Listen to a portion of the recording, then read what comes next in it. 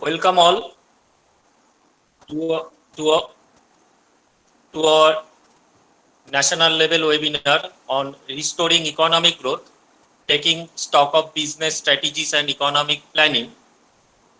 We have blessed to have three eminent resource persons amongst us: Dr. Devdas Rokchi, Professor, Department of Commerce, University of Bardhaman; Professor Soumen Chattopadhyay, Professor, Zakir Hossain Center for Educational Studies,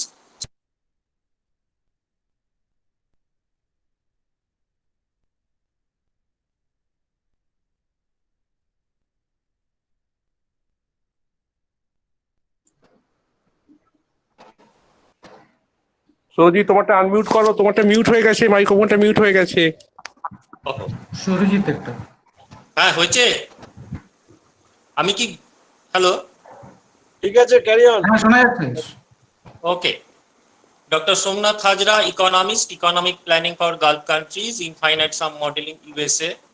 He is also advisor of International Institute for Environment and Development, IIED, London, UK. Now we all know that Indian economy has been experiencing a tremendous slowdown in terms of its GDP growth, and the pandemic situation upside down our economy. And side by side, the relationship with China, that is, both are at daggers drawn, hampers our economic growth process. Now, under this situation, we have to think about the business strategies and economic policy, not only for our survival, but also for our sustainability. Actually, we hope that after clouds comes fair weather. Now, I request our Honorable Vice Principal, Dr. Sanjeev Kumar Das, for his welcome address. Over to you, sir. Thank you, Surajit. Good morning and welcome to this national level webinar on restoring economic growth, taking stock of business strategies and economic policy, organized by the Department of Commerce, Bhairab Ganguly College. First of all, I express my hearty thanks to the convener and all the members of the program committee and organizing committee for their efforts in shaping this webinar in this pandemic situation. I express my gratitude to the honorable speakers in this webinar: Dr. Devdas Rokchi, Professor, Department of Commerce, Bardhaman University; Dr. Soumen Chattopadhyay, Professor, Jawaharlal Nehru University, Delhi; and Dr. Somnath Hajra, Consultant Economist and Visiting Faculty, School of Oceanographic Studies, Jadavpur University, for giving consent and sparing their valuable time with us and put some light on the restoring economic growth, which is probably the most relevant topic in this present scenario, particularly after COVID-19 situation. And you know that COVID-19 has affected the entire world, the economy, the social life has been damaged, and increasing in unemployment coupled with decreasing income level is prominent everywhere in every part of the world. And in this situation, the academician has to play the important role in showing the right direction to counter the situation. And I believe that today's discussion will definitely enrich us and enlighten us to think further. And as a teacher, it is very much frustrating to restrict ourselves at home without having any communication in physical mode with the friends, colleagues, students, relatives, and only to follow the strict guidelines of the government. But at the same time, it is really an opportunity for all of us that we have got enough time to spare for our academic endeavor. And in fact, the students are in deep trouble at this moment. And so I request all of you to communicate with them, to cooperate with them, to help them, to counsel them so that they may counter the situation. And everything will be normal. It will take some time. And we have to accept certain new things that are coming with us, there is the examination system, evaluation system, or the education system. And there will be certain changes, but nevertheless, we will organize, every college is organizing this sort of webinar to exchange views and opinions, ideas among the scholars. And we will also are in the pipeline of organizing many more webinar and conferences. And I thank Dr. Abul Salam for his constant technical support. Thank you all. Please enjoy the session. Stay home, stay safe. And finally, it's my privilege and pleasure to welcome Dr. Devdas Rokit, my friend from the same university, a very popular teacher, renowned academician, and a very nice person. I really get joy to see him after a long time. So I request Dr. Surit Sengupta to introduce our honorable speaker. Thank you. Thank you, sir. Our first speaker is our sir, Professor Devdas Rokit, Professor, Department of Commerce, University of Bardhaman. Sir did his PhD in 2006. Sir has cleared ICWA, both inter and final in first attempt. Sir has special expert in the field of financial management, cost management, corporate finance, accounting for managerial decisions, computer applications and business, so on and so forth. Sir has published more than 80 papers in referred journal with national and international reputation. Again, Sir has guided more than 10 students have achieved PhD degrees under his supervision, more than 10 students, and many of scholars are pursuing PhD under his supervision. Sir is a regular speaker on accounting and finance in different universities, and sir also student friendly and also give us always continuously give us some idea, explore some new area for further. We are blessed to have that sir is ready to spare his valuable time with us. Over to you, sir. Thank you very much, Surojit. Am I audible? Yes, sir. Very good morning to all of you. Respected Vice Principal of Sir, just take one moment. Sir. One moment. Participants are requested that if they have any question, please write in the chat box. Sir will come up with your questions. Now, sir, you. Sir. Yes, okay. Okay. Am I audible? Yes, sir. Yes, sir. Okay. Thank you, Surojit, for your nice introduction. Very good morning to all of you. Respected Vice Principal of Bhairab Ganguly College, Dr. Sanjit Kumar Das, respected other co-panelists, Professor Dr. Soumen Chattopadhyay, Professor of JNU, and Dr. Somnath Hajra, Consulting Economics and Expert Climate Resilient Program, respected advisors of this webinar, Mr. Khokon Chandra Mondol and Dr. Probir Karar, respected convener Dr. Surojit Sengupta, and respected joint convener Roji Laskar, Dr. Abdul Salam, and other respected teachers of the Bhairab Ganguly College, and my dear learned friends. Today my topic is impact on the sectors of Indian economy and survival strategies for Indian business in the pandemic of COVID-19.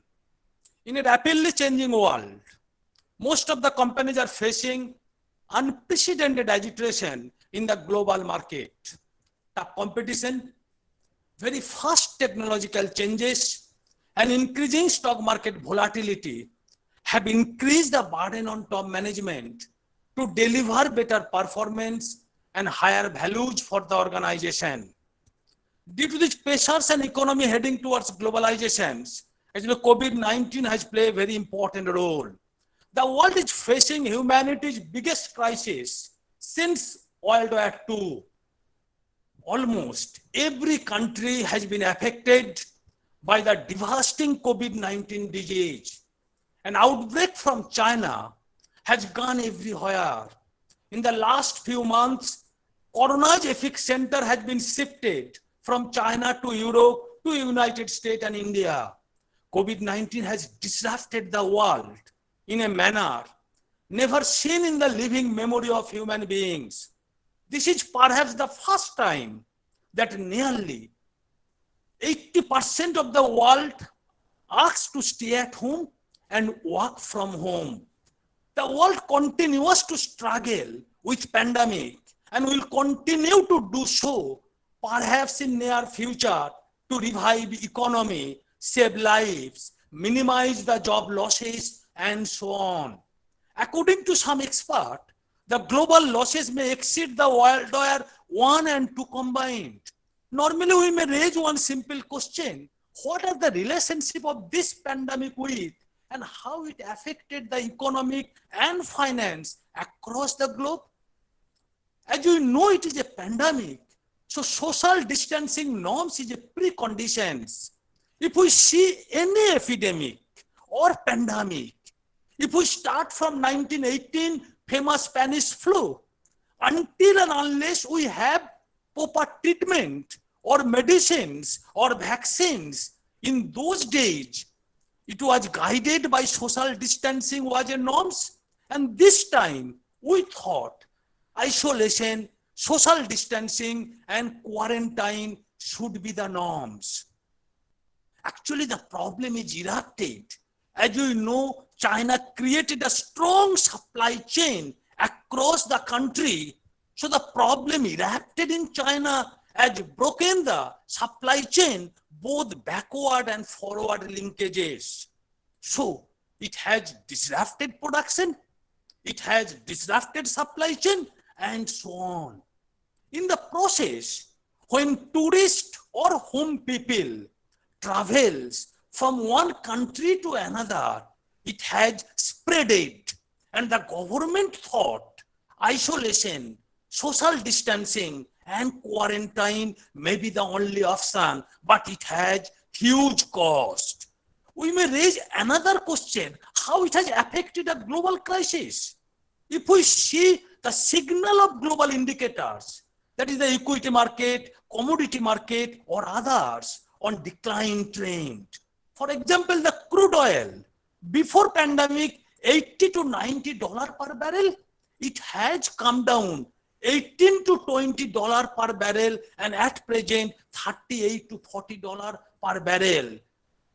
The economics argue when commodity prices are started decline or it declines, there must be a problem in the economy, and it has erupted at present. If we want to concentrate our Indian scenario, so what's the impact of COVID-19 on different sectors of the Indian economy? Very briefly, we want to concentrate in a primary sector. The primary sector encompasses industries associated with extraction and production of raw materials. This sector provides employment to about 43% of the populations in India and contributes about 16% of Indian GDP. It supplies raw material to secondary sector and also furnishes basic necessities of human life. Both agriculture, industry and mining sectors, both are facing a lot of problems in this pandemic scenario. If you want to concentrate in secondary sector, the secondary sector provides employment to around 25% of the population in India and contributes about 30% of the Indian GDP. It embraces industries that produces and distributes finished goods or individualized in contraction activities, thus providing support to both the primary sector and service sector. If you want to concentrate in manufacturing industries are bearing the brunt of COVID-19 as they had terminated their production at a short notice. The value of inventories that are held up in the production centers or warehouse of those industries has gone down, and the machineries are lying too idle for a long time. Major hindrance encountered by the industry are cash flow constraint and supply chain disruption. Actually, lockdown created panic among the migrant laborers. After the lockdown was announced, the migrant laborers en masse began their journey back to their home, which crippled many of the sectors, including the core sector. Manufacturing and supply chain operations are facing huge disruptions in terms of sustenance and negative impact of cost efficiency. Safety concerns, besides fear and panic, are foremost in the mind of migrant laborer right now, and it will take time for the situation to normalize before they return. So normally manufacturing and supply chain operations, when you are there facing huge problem, in case of automobile industries, with almost all plants shut and imports being sealed up, there is a steep decline in production and sales of the automobile companies, impelling them to declare pay cuts. The situation will be awful even during post-lockdown period due to fall in income levels. If you want to concentrate in textile industries, this industry is workplace for over 45 million people in our country, and temporary closure of production units has increased their hurdles, leading to layoffs. The termination of exports and imports have adverse impact on the spinning mills in India, as the exports of fabric, yarn, jute, carpet, and other material have disrupted. When you want to concentrate in pharmaceutical and chemical industries, these industries highly count on import of bulk drug and several raw materials from China. 64% of basic drug till now are imported from China. So a lot of problems they are also facing, both pharmaceutical and chemical industries. If you want to concentrate in electronic industries, the finished product plus the raw material used in this industry is mainly supplied by China. The spread of coronavirus have pushed down the production and sale of electronic goods, and also supply chain is also interrupted. If you want to concentrate in solar and power industry, solar or power project builders depend on Chinese importers. Around 80% of solar modules and solar cells used in India are from Chinese manufacturers. Thus, the Indian solar project developers started confronting shortage of raw materials and also have limited stock. When you want to concentrate in service sectors, about 32% of Indian population is employed in this sector, which contributes about 54% of Indian GDP.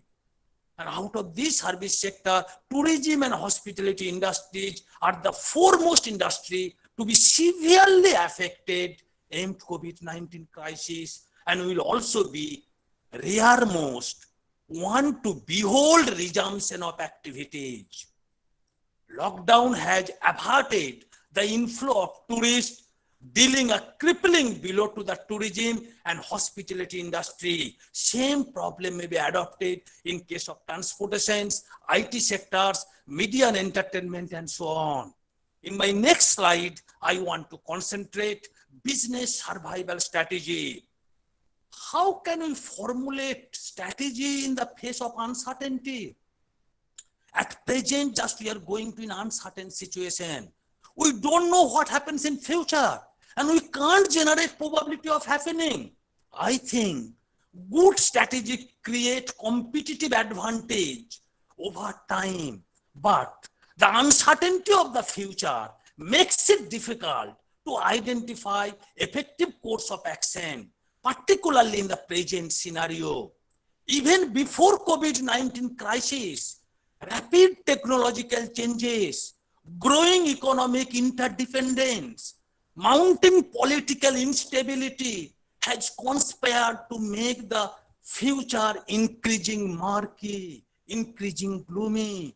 To survive in this pandemic period, the organization should adopt certain strategy to transform panic into constructive and proactive action. Role of board of directors is very, very important in this pandemic scenario. The board of directors should properly know their core competent area, availability of resources, and their capabilities. I think during this turbulent period, the board of directors of the company should assume utmost responsibility of managing and directing the organization. More power should be bestowed upon the chief executive officer and chief finance officer by the board so that they don't confront impediment while taking urgent decisions in the period of crisis. During this unprecedented time, the managing director of the company, including chief executive officer and chief finance officer, should play the role of crisis manager and guide the organization towards better performance. They should be efficient in organizing the available resources properly to accomplish their present objectives, as well as they need to identify the critical uncertainties and must take a lead in designing contingency plans and developing plausible scenarios so as to overcome the crisis situation.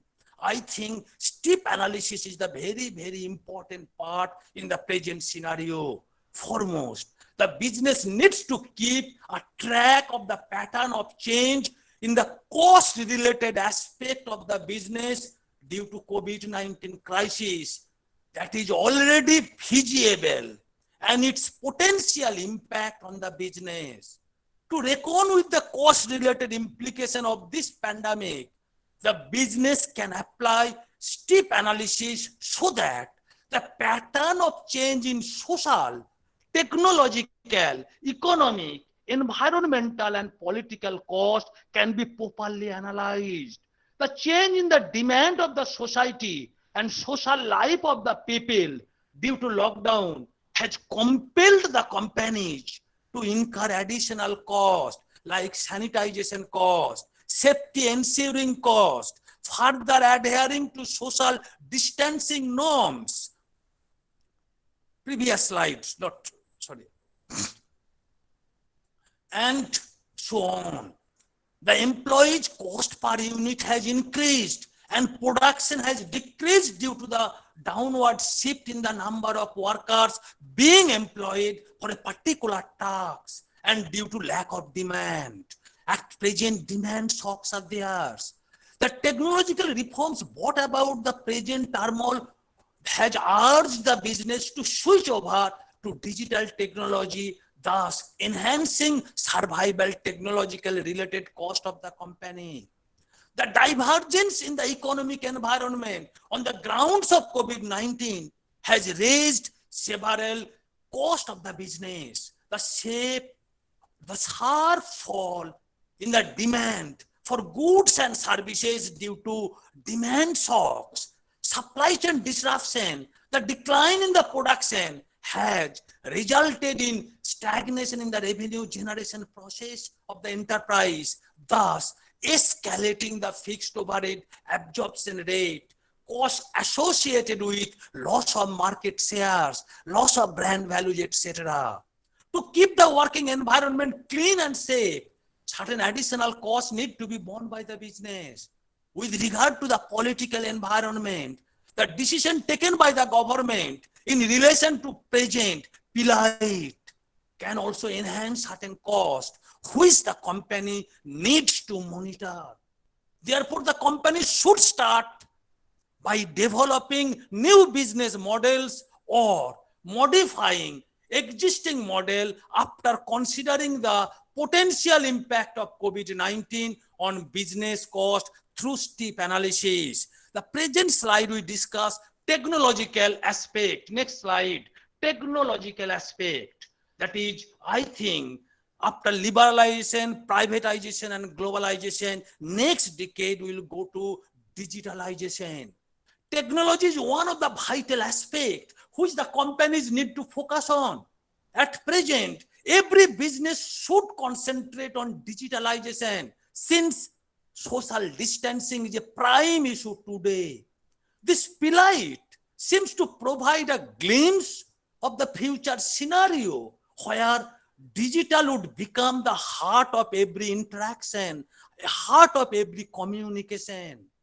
Crisis period often act as catalyst for new technological developments and innovations. Digital technology can help the companies to alleviate the effect of COVID-19. From on-premises systems, the entities need to switch over to hybrid cloud services. Customer experience should be enhanced by using technology. Financial and operational based software need to be upgraded. A more reliable and dynamic work environment need to be created. Artificial intelligence should be adopted by the business to attenuate the effect of this catastrophe. Owing to its probable impact, it is perceived that artificial intelligence is particularly hard to implement still now. But if it is implemented mindfully, the process may be relatively smooth. Adopting proper technology will help the business to become prepared for everything and no matter what the future brings. The implementation of artificial intelligence and digital technologies can enhance the cost for time being, but at the same time will reduce other costs associated with wastage, delay in work, quality issues, etc. And in the long run, it will help to optimize the cost structure in terms of speed, in terms of accuracy, in terms of precision, efficiency, and consistency, thus helping the business to function and operate smoothly without unnecessary wastage in time and resources. This will ultimately cut down the operational cost of the business. It will also help to increase productivity and product quality. Artificial intelligence is normally competent to automate repetitive works, trim down the margin of errors, facilitate human workers to trace on other more productive domains of operation. Therefore, adoption of artificial intelligence and other technologies don't mean downsizing the workforce. I repeat again, adoption of artificial intelligence does not mean downsizing the workforce. Artificial intelligence should be used by the enterprise to aid the employees and management in enhancing productivity instead of replacing them. Artificial intelligence should be used as a friend, should be used as a teammate, should be used as an assistant, should be used as a monitor, should be used as a coach of the employees and management so that they can work hand to hand with the employees and management. The greater the focus of the organization on employees helping artificial intelligence and artificial intelligence aiding employees and management, the more is the value generated by the organization, which is our ultimate objective. Computer vision technologies are found to be great use in manufacturing and production space, like monitoring productivity, monitoring safety and security measures, assuring quality, thus saving a considerable amount of money by alleviating defective products and components, minimizing downtime, and so on. Quality assurance also helps in enhancing productivity by improving the quality of products and service rendered.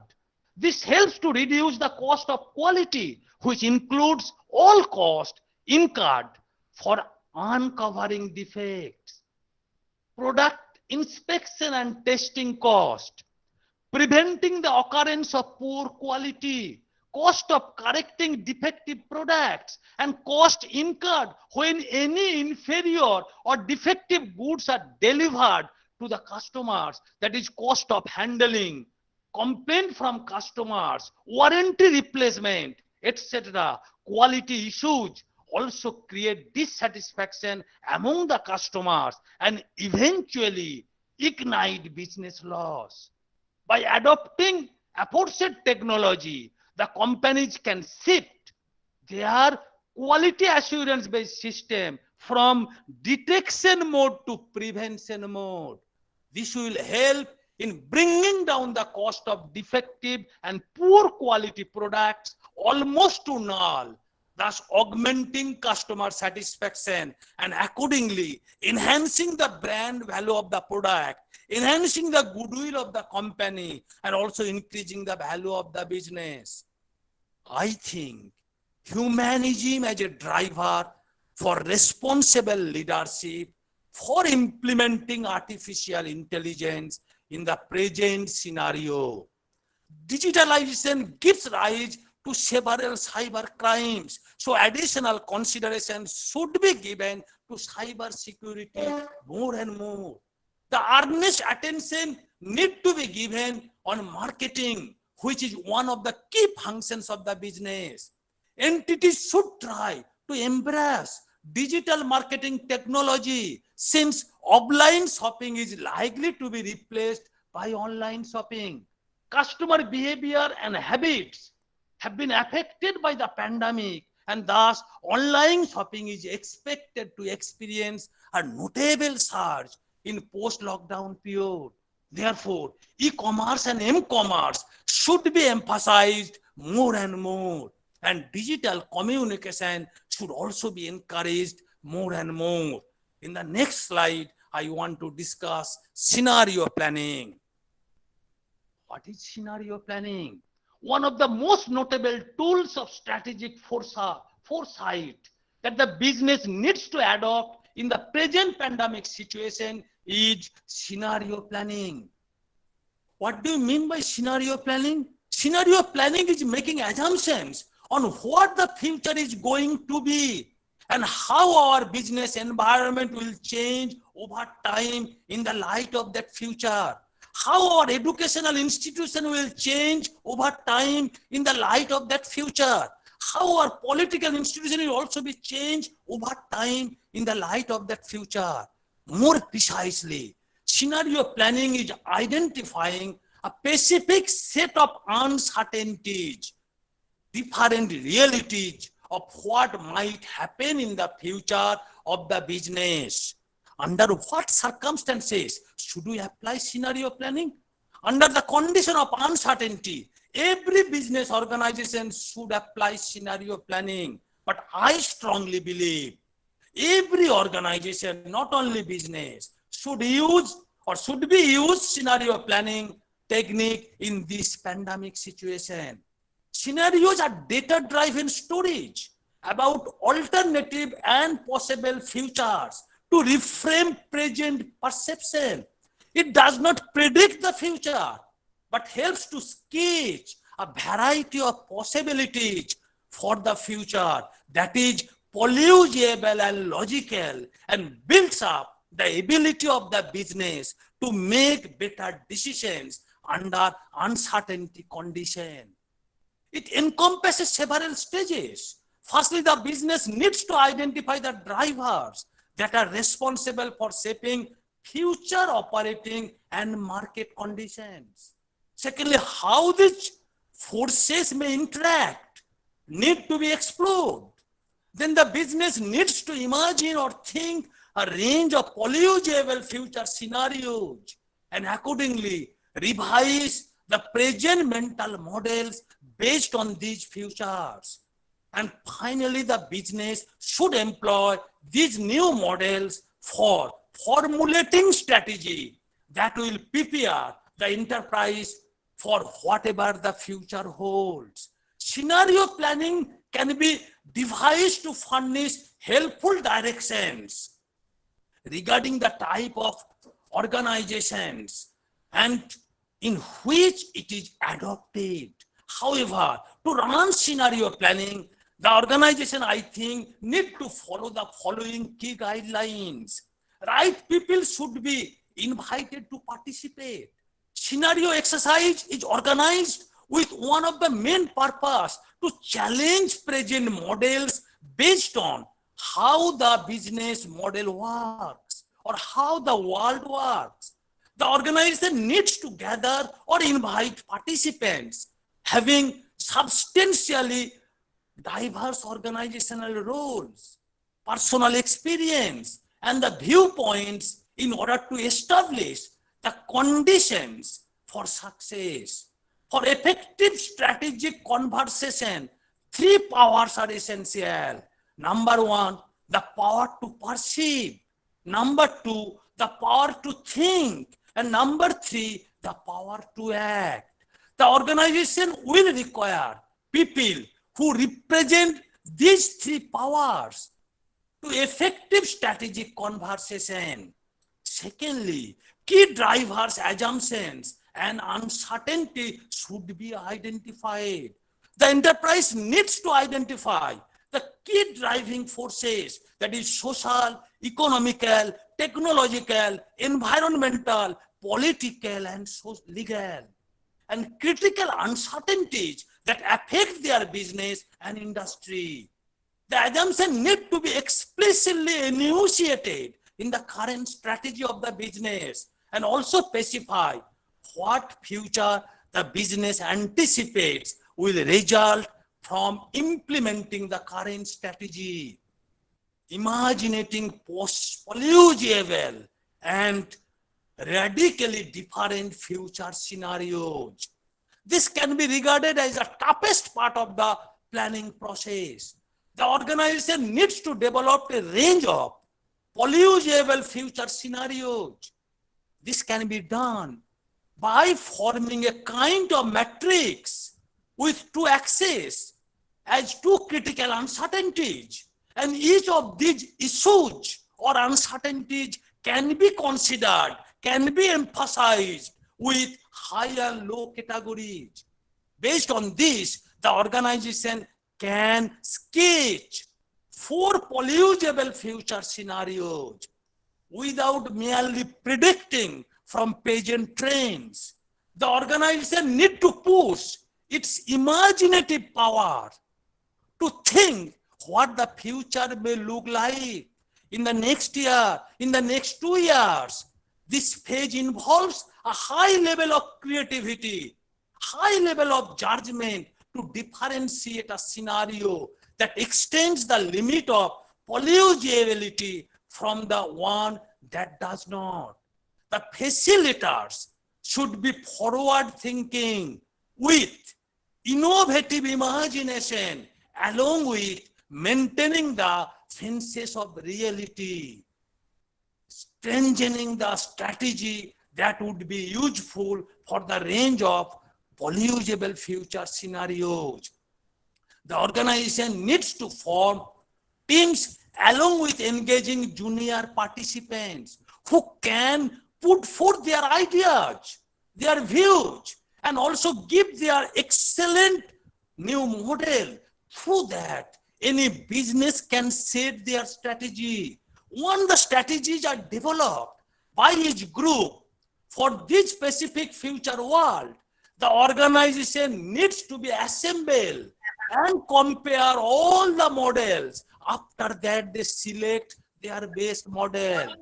While comparing, they need to look for common factors, and after that, they set their final model and implementing their strategy. Now the enterprise needs to shift from exercise to execution by implementing those strategies that would be useful for the range of possible futures. The enterprise needs to establish a formal system in which the management should explicitly elucidate in what manner their plans will help to cultivate the new strategy of the enterprise.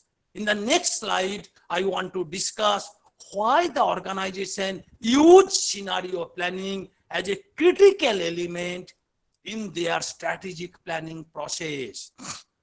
Number one, scenario planning enhances decision-making ability under condition of uncertainty. Actually, scenario planning provides a means for ordering perceptions about how the future may play out, and determining what strategic decisions today offer the best chance of success tomorrow. Unlike traditional forecasting or market research, scenarios present alternative images instead of extrapolating current trends from the present scenario and embrace qualitative perspective. And also lot of new models should also be considered that econometrics model exclude. Secondly, scenario planning helps organizations continuously innovate in anticipations of market changes. Scenario planning challenges management to revisit its assumption about its business and consider a wide range of possibilities about whether its industry may head in the future. Consequently, creating scenario requires managers to question their broadest assumption about the way the organization works, so they can anticipate decisions that might otherwise be denied or otherwise be missed. This exploration result in the broader may consider more innovative view about future growth, about opportunities, and also risks. Scenario planning helps to create a more sustainable long-term strategy. More strategic decisions are made based on the conditions that an organization sees directly in front of it. However, the impact of many of these decisions may not be fully realized until a much longer time horizon has elapsed and conditions have changed, sometimes dramatically. As such, many decisions quickly become legacy choice. Scenario planning is taking into account a longer term view, produces more sustainable decision for a long period. Scenario planning helps organizations develop the ability to think flexibly and creatively. The purpose of scenario planning is not to predict the most probable future. Rather, the objective is to develop and test strategic choices under a variety of possible futures. Doing this exercise proactively, earnestly for multiple futures, strengthens an organization's ability to recognize, to adopt, to take advantage, and also changes the industry over time, and through that they can easily generate values for the organization. Scenario planning gives organization the ability, of course, correct their strategy in a more agile way. Leading indicators are usually warning signs of potentiality, significant change that can be monitored in order to determine if a particular scenario is beginning to unfold. Leading indicators can be very, very important, like the passing of a debated price of legislation, quite suitable, like small signs of gradual shift in social values. This mounting allow an organization to course correct their strategy according to which scenario is likely to play out. From this present pandemic outbreak, it is evident that the needs and assumptions can alter rapidly and unprecedentedly. Therefore, bracing for future uncertainties demands persistent reappraisal. Only with relevant strategic foresight, the organization can build up their ability to sense, shape, and adapt to whatever the future brings. By using scenario planning, the enterprise will be able to plan for ever-changing future operating and marketing conditions. But when you use scenario planning, some pitfalls to avoid. A common trap is to be puzzled by the multitude of possibilities. Don't try indefinitely new combination of uncertainties to build your scenarios.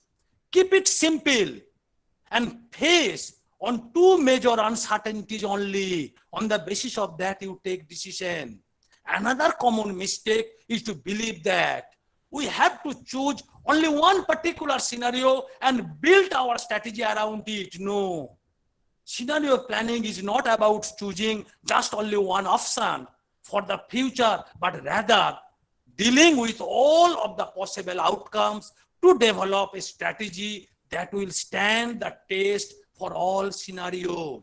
And when developing our different scenario, try to not look for a short term.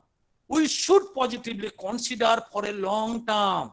Don't hesitate to look far ahead, anticipating what the market and competitors are going to be over in the next years. Or in other words, be creative, be creative. Finally, scenario planning is a tool, but not only the tool to help you with your strategic planning. Focus on what place, focus on the vision of the company. Use scenario planning to build a more robust future and vision within these alternative scenario. In the next slide, I want to discuss one business example of scenario planning. In this pandemic situation, I think two important uncertainties of the business are, number one is supply chain disruption, and number two is demand shocks, that is revenue reduce. The enterprise need to optimize their supply chain network in order to minimize supply chain cost. The dynamic nature of the economic and business environment and various factors like rising market complexity, cost structure, material availability, etc., has fueled the enterprise to reconfigure and redevise their supply chain network continuously. One of the robust modeling approach is to design supply chain network that is proven to sustainability, alleviate supply chain costs, enhancing the level of service by aligning supply chain strategy in a better way through scenario planning.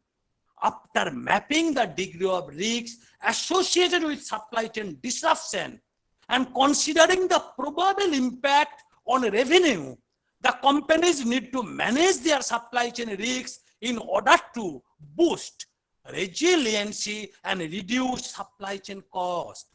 Based on the impact on revenue and degree of risks of supply chain disruption, the companies have to frame these strategies, that is high, low, low, and low, high. That is high impact on revenue, but low risks of supply chain disruption, low impact on revenue, low risks of supply chain disruption, high impact on revenue, high risks on supply chain disruption, low impact on revenue, and high risks of supply chain disruption.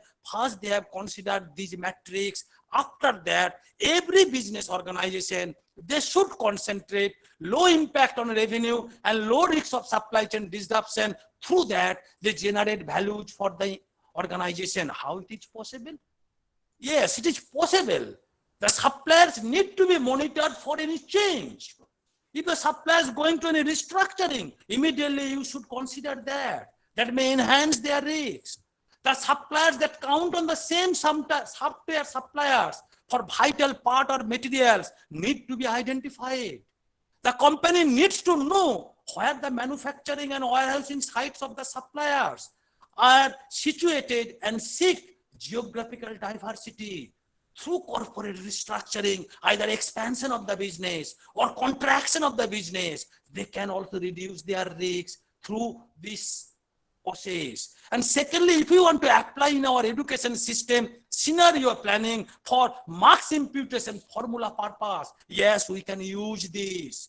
We can use scenario planning technique, and through that we can put marks. If you want to consider just few days before, when we consider the HS result in West Bengal, just when one student got marks mathematics in 100 out of 100, he or she also got physics and chemistry 100. I think I just slightly differ from that technique.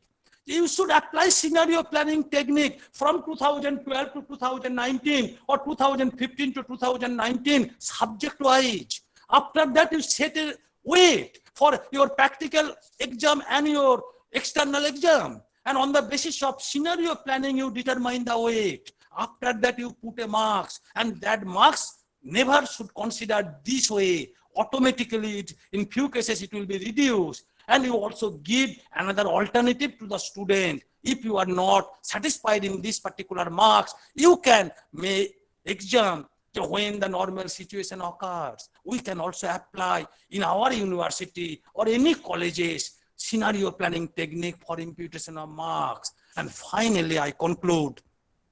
Another important strategy, due to lack of time, I am not going to elaborate discussion through corporate restructuring, that is rearranging or reordering the business in such a way through that any organization can survive in this pandemic scenario, either expansion of the business through merger, maybe horizontal, maybe vertical or conglomerate, or through, in case of any types of, any sort of joint ventures, or they may consider contraction of the business, that is spin-off, split up, equity carve-out, and divestitures. So finally, I conclude, firms need to rethink their business model, concentrate on their core business area, revive their strategy, rework their plans and policies, try to explore new market, embrace new sales channel, and find more opportunities to grow. Thank you all. At the outset, I convey my heartfelt thanks and gratitude to the organizer for inviting me in this national seminar. Thank you. Thank you, sir. Thank you for being with us and spare valuable time despite your busy schedule. Sir, you present a complex thing in such a lucid way that all we understand. But I have one question. Sir, now we are getting 4G services, and in near future we may have enjoyed 5G services. Then it may severely affect some sectors. Yes. Suppose the time span between 4G and 5G services is not long enough, then it directly affects some sector, that is we may get driverless car. In such a scenario, strategic planning, that is long range planning, is effective or not? Yes, in this case, thank you for your very nice question. If you want to concentrate our technological aspect, I think yes, at present, every business organization should positively develop their technological part. And if possible, they should use more and more artificial intelligence, not reducing, not downtime their workforce. They can apply artificial intelligence where repetitive works are there in that particular place. And I think, yes, positively technological upgradations are required. Otherwise, it is not possible to survive in this present pandemic scenario. Just before 3 months, we don't think it. But after 3 months, when you are going to this webinar, positively based on technology. At present, our communication only based on technology, nothing else. And on the basis of that, we can do all the things. Okay. I request Professor Rosie Laskar for conducting question answer session. Madam? Yes, sir. Yes, sir. Yes, ma'am. Thank you, sir. Thank you for your speech on the impact of COVID-19 in different sectors of Indian economy in such a motivational and informative way. And in this depressing situation, you explained, you showed us the light that situation can be better. And there is an optimistic side of this COVID-19 situation, and there are, you unfold various opportunities, and this scenario planning technique which you have explained in such a easy way that we just go for every sectors and different educational sectors should go for it. They should practice it. Sir, If anyone have any question, Yes, yes. just unmute yourself and ask, sir. Sir, there is a question. Thank you, ma'am. Thank you, sir. Thank you, sir. So there is a question. Can I ask, sir? Yeah. Sir, sir, there is a question that asked is how we are effectively implemented AI in our organizations. Yes, okay. Thank you for your nice question. When we want to apply artificial intelligence in our organization, normally in education sectors, I am just considering in the business sectors when we want to apply artificial intelligence mainly in manufacturing industries where repetitive works are there. But in our sectors, if you want to apply, one problem is theirs. The main problem is downsizing our workforce. That is not our objective. I just repeat, in that particular case, we should use artificial intelligence or other technology that do not mean downsizing the workforce. So we should use, if you want to apply in education sector, when communication parts are there, we are facing a lot of problem. In case of teaching, one is talk are there.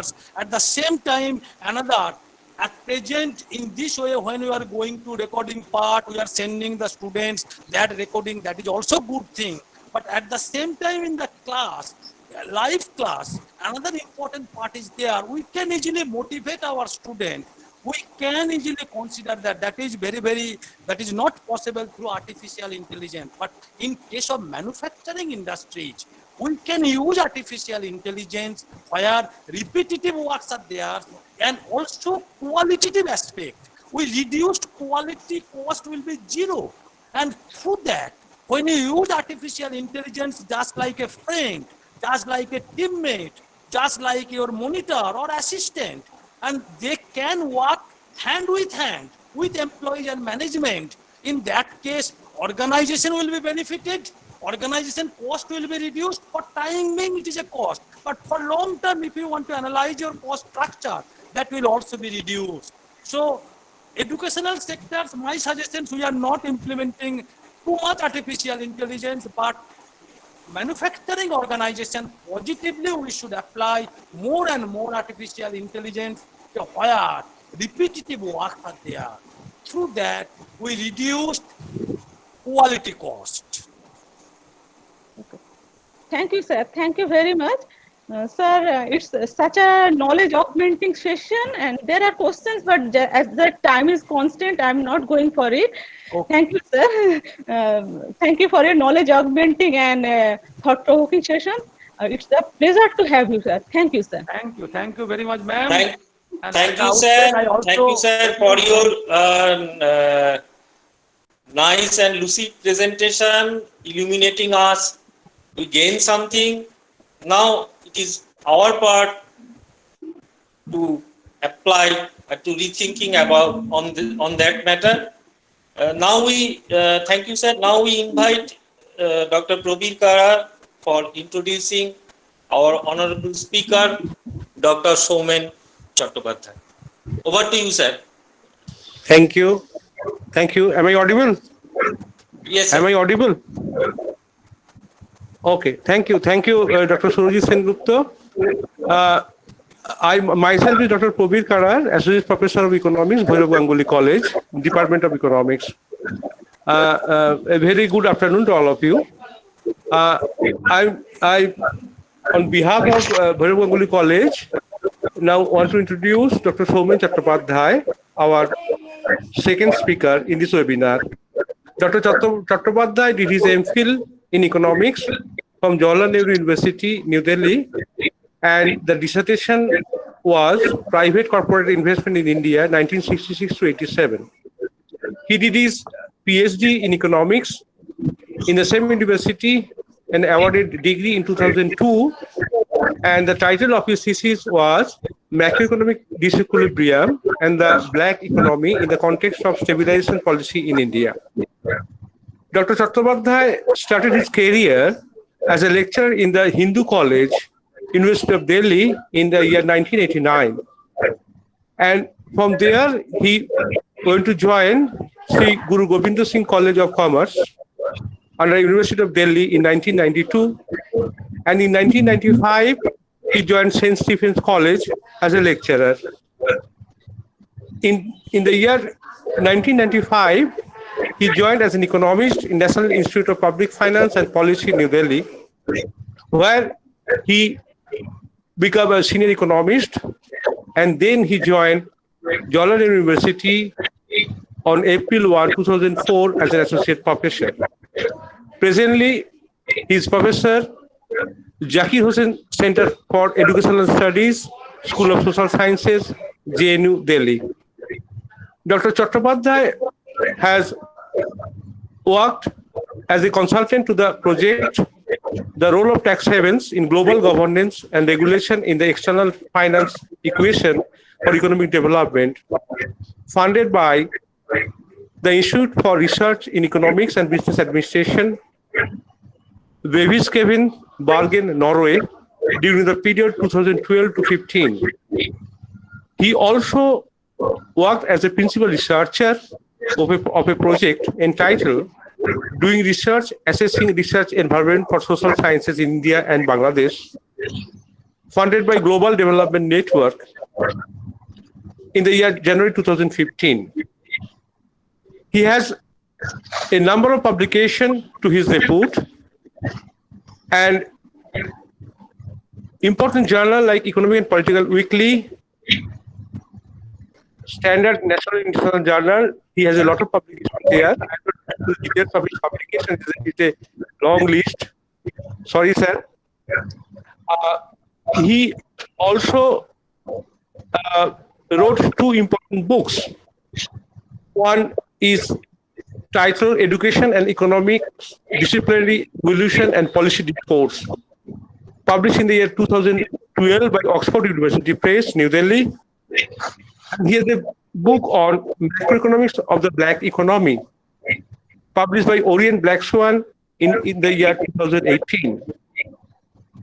He is now guiding many PhD scholars by his able expertise, and now engaged in editing many volumes of books of national and international repute. His areas of interest and specialization is economic education, with focus on education policy, governance and financing of education, public finance with focus on tax evasion and the black economy. Now, in this webinar, we'd like to know the present situation and how we can cope with this situation. So, with this brief introduction, I am inviting Dr. Chattopadhyay to deliver his presentation. Sir, please. So, I must begin by thanking Dr. Karar for your very detailed introduction, which is actually a source of embarrassment many a times for us. I must express my gratitude to Dr. Sanjit Basu, and then my previous speaker, Dr. Devdas Rokhit. Pasha Rokhit lecture, I must admit that I really enjoyed listening to you. I must also pay respect to my fellow panelist, Dr. Somnath Hazra. And when Surojit rang me up, I was a little hesitant to speak. But then I agreed, okay, it's an opportunity for me to take stock of the Indian economy. And yesterday, I'm also grateful to Dr. Abdul Salam for his technical assistant. You can see my screen. Hello. Sir, yes, sir. Yes, Please sir. go through your power. My screen can be seen by you, but I can't see my screen. Okay. Hello. Yes, sir. You go through your slide, please. Okay. But I can't see the slide. I don't know what has happened. You just open the slide. Open the PowerPoint. Okay, that I will do.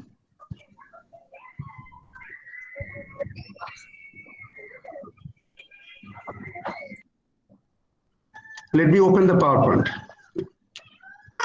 Yes, sir. Now it is okay. Okay. Please Okay. go to slideshow. Please go to slideshow and from beginning. Okay.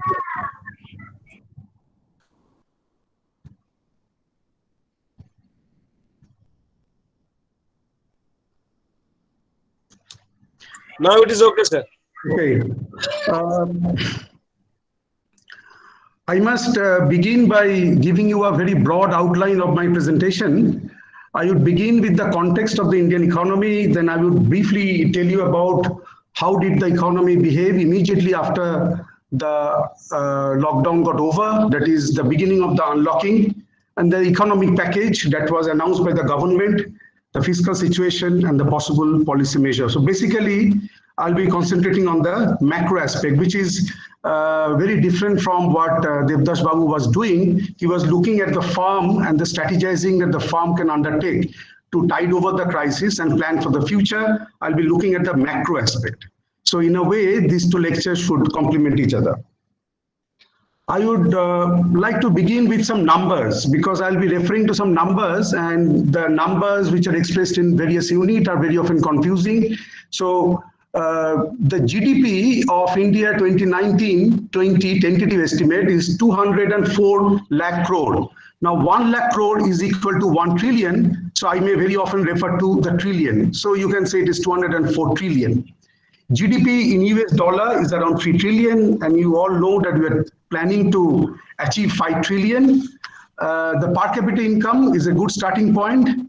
We are around in the US dollar 2010, 2100 compared to China, 3.5 times more, 7,800 nearly, and USA, they're far, far ahead of us, around 55,000 US dollars. Human Development Index has been hovering around 129, 130. So it's around 129. It means there are 128 nations are ahead of us in the world today in terms of human development indicators. That are basically three: education, health, and per capita income. Consumption expenditure is pretty high. As a percentage of GDP, it's around 60%. And if you look at this top 20% of the population, they would account for 50% of the consumption. It's a measure of inequality. But if you look at the income inequality, it is much greater. And if you further incorporate the unaccounted black incomes, the inequality in India is far higher than these numbers can indicate. We must also admit that India is a very low wage economy with gross underemployment, and therefore I don't have much faith on the unemployment figure. We are basically underemployed, self-employed with very low income. Migrant laborers would constitute almost 1/5 of the workforce, and they are the ones who build cities, run factories, pull rickshaws, and work as security guards, and always at the mercy of the employers. These are the random reflection on the Indian economy, but not very random, keeping in mind the present situation. Around 90% of our employment are in the organized sector, including self-employment, and most of them, they don't have the social security. Agriculture and allied activity would contribute around 16.5% of gross value added, with 50% plus share in total employment. Industry share is around 30%, 29.5%, nearly stagnant. Services would account for 55%. So these numbers would give you the overall structure of the Indian economy and how the labor force is allocated across the sector and what is the plight of the labor force. So what happened with the lockdown? It's a very economic crisis of a very unusual kind. It was not an outcome of the inherent problem of the economy. It is not an exogenous shock either. It is unfortunately policy induced in order to ensure physical distancing. Now, when the production and delivery of services were stopped, Devdas Babu have already nicely explained in his presentation, the generation of income came to a halt. And this led to the suffocation of the circular flow of income. So it's like a suffocation of a human body by suffocating the human heart, right? So essential services were allowed to be continued with. So the impact of this lockdown varied across the sector, the agriculture, the industry, and the services. And all the business firms got affected because of this sudden stoppage in the production, and the extent of impact of lockdown on the various farms depended on the ratio of the fixed cost in the total cost. Fixed cost has to be borne nevertheless, even if the revenue slumped to zero. So the fixed cost has to be borne by the farms, and it depends on how much is the proportion of fixed cost in the total cost. And it also depended on how much reserve that they had to tide over the lockdown period. And in this case, the small business farms definitely at a very disadvantageous position. And the other two factors are to what extent they were dependent on the supply chain for the supply of the input and the migrant laborers. So the migrant laborers, they returned home and now they are returning back. So if they are heavily dependent on the migrant laborer, then it would take time to initiate their manufacturing operation. The worst hit sectors, I will not go into the extent of downfall in each of the sectors. Automotive, leather, footwear, electronics, electrical, textile, machinery, tourism, travel and entertainment. Tourism, travel and entertainment have very badly suffered, and it can continue to suffer quite a lot for the next couple of months.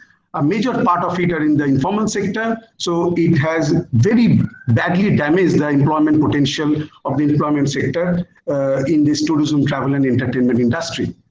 According to a quarterly poll by industry body FICCI, the proportion of manufacturing unit reporting an increase in output fell to 10% during April-June from 15% in the last quarter of 2019-20, that is January to March. That means that they are not very optimistic about the future increase in the output. Of course, the things are improving. The predicted contraction of GDP is around 5%. Initially, I was quite amazed to see various reputed economists of the think tanks. They were predicting that the GDP would fall to 2%, 3%, 1%, but actually it would contract. And may not be by 5%, it can even be more. And please remember, the fall in GDP need not truly reflect the slump in the economic activity, because the salaries are being disbursed in the formal sector with no commensurate services being rendered. For example, me, I mean, I'm taking class from work from home, so the amount of economic activity might fall, but the GDP can continue to be maintained at a level because of the salary disbursement.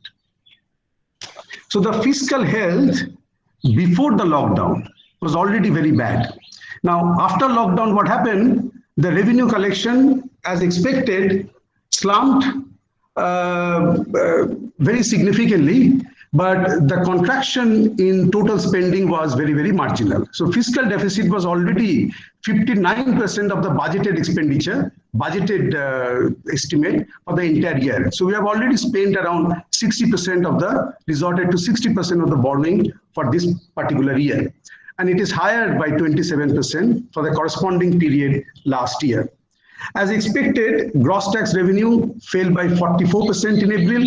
April was the month hardest hit, 37% in May compared to previous year. You can see a further fall, but now things are improving. GST was 28% in April, as expected, right? But it improved quite well to around 91,000 or 91% of what it was in June last year. So there's a very significant improvement in GST collection, but we must note that the June collection account for the previous month's collection as well.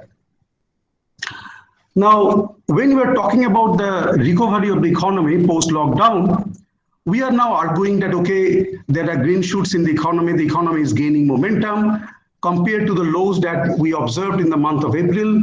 But please remember, normalization is far from over. And there is a possibility that the economy would pick up, but would reach a plateau. And the plateau would be at a lower level than what we achieved in the last year.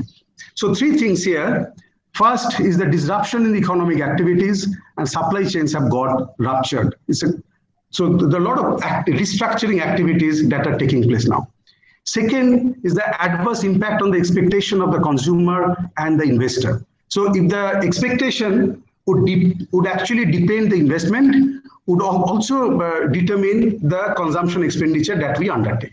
Now, what has been observed for the salaried class, the saving deposited in the bank has gone up because many of us have stopped spending adequately. Similarly, the saving of the low income low-income population have virtually disappeared from the banks because they're heavily dependent on their savings to tide over the crisis. Investment is also a function of expectation, and now expectation is a very difficult animal for us to understand. The third is the structural change in the economy. Our preferences are changing. Since our preferences are changing, there will be a structural change in the demand composition of the economy, right? And mainly it will be moving in favor of health-related activities, and a lot of activities now we are going to curtail our expenditure. Now, when you're talking about the sign of recovery, the government is hopeful. So the debate is whether the recovery would be V-shaped or U-shaped. V-shaped means very sharp jump immediately. We have reached the slump in April, and now we are going to pick up momentum very, very sharply. U-shaped means it will take some time before we pick up. But it's very difficult to say at this moment because economy is still in the process of settling down, and we haven't reached the peak as yet. And till the time we reach the peak in terms of the number of infected patients of coronavirus is very difficult to say. So majority of the countries world over, including India, it has been a negotiation of the dilemma. How do you negotiate with this dilemma? The dilemma is that the economy is the first or health is the first. And we know examples from Brazil, we know examples from USA and other countries. How did they strike the balance between health and the economy? So this is a very difficult decision for any government in the world, including our government. So power demand has picked up, which is an example that the production process has started. Two-wheelers and tractors, there's the barometers of the rural demand that is also gone up. Unemployment rate spiked to 23% end of May, but now it improved to 11% in June. But remember, a lot of employees have been furloughed. Furloughed means they were not being paid, but they're on the rolls. They have not been laid off. So now, as I gather from the industry, that when the economy is picking up, the demand is returning, they are very cautious. They're trying to see that whether the present level of employment can be sustained. Right? I went to the mall and found that all the people, those who are in the shop, they have been retained. We are much less in number in the mall, but it's very difficult to see that whether they'll be retained by the time it is September or October, because they're all waiting for the demand to pick up. So unemployment might go up, therefore, in certain sectors if demand remains subdued, and that is the restructuring of the economy. So in any way, unemployment figure improving to 11%, and earlier it was 8%, is not a very good indicator. It may go up, but there are a lot of, including Indigo, Air India, they've all announced that they will be reducing the workforce.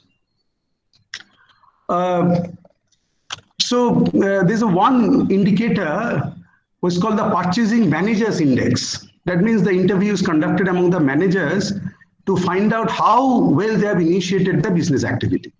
Those who are in the commerce, they might know it much better than what I know.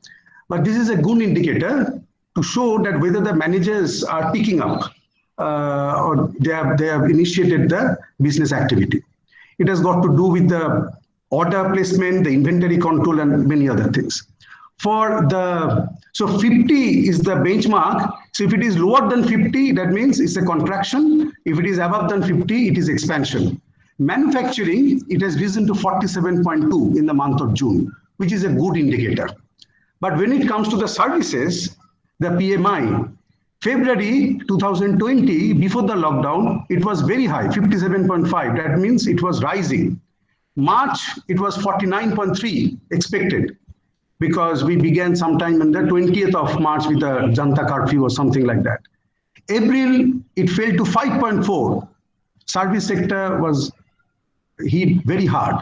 May, it has started going up again, 12.6. June, it is 33.7. So it is what we can see that it is taking time to move up and up compared to the services, compared to the manufacturing, but it's picking up. One indicator for the movement of goods within the state and across the state. So interest rate, if you look at the e-way bill generation, interest rate movement within the state, in the month of June was only down by 8% over the same period last year.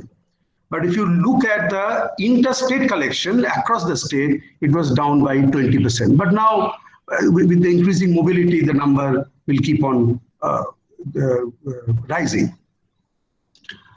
There's one important study by very recently published from IGIDR Mumbai, Vard, Grover and Sharma. They are looking at when the workers are returning to work, how well they are placed in order to get their jobs back.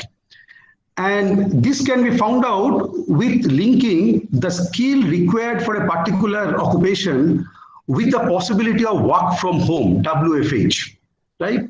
Now, there are many occupations where physical distancing just cannot be maintained. It's a very risky activities. And based on their calculation of the data of the previous year, they have classified the job, and they are of the opinion 50% of the jobs in India are associated with medium or high risk. That means physical distancing cannot be maintained.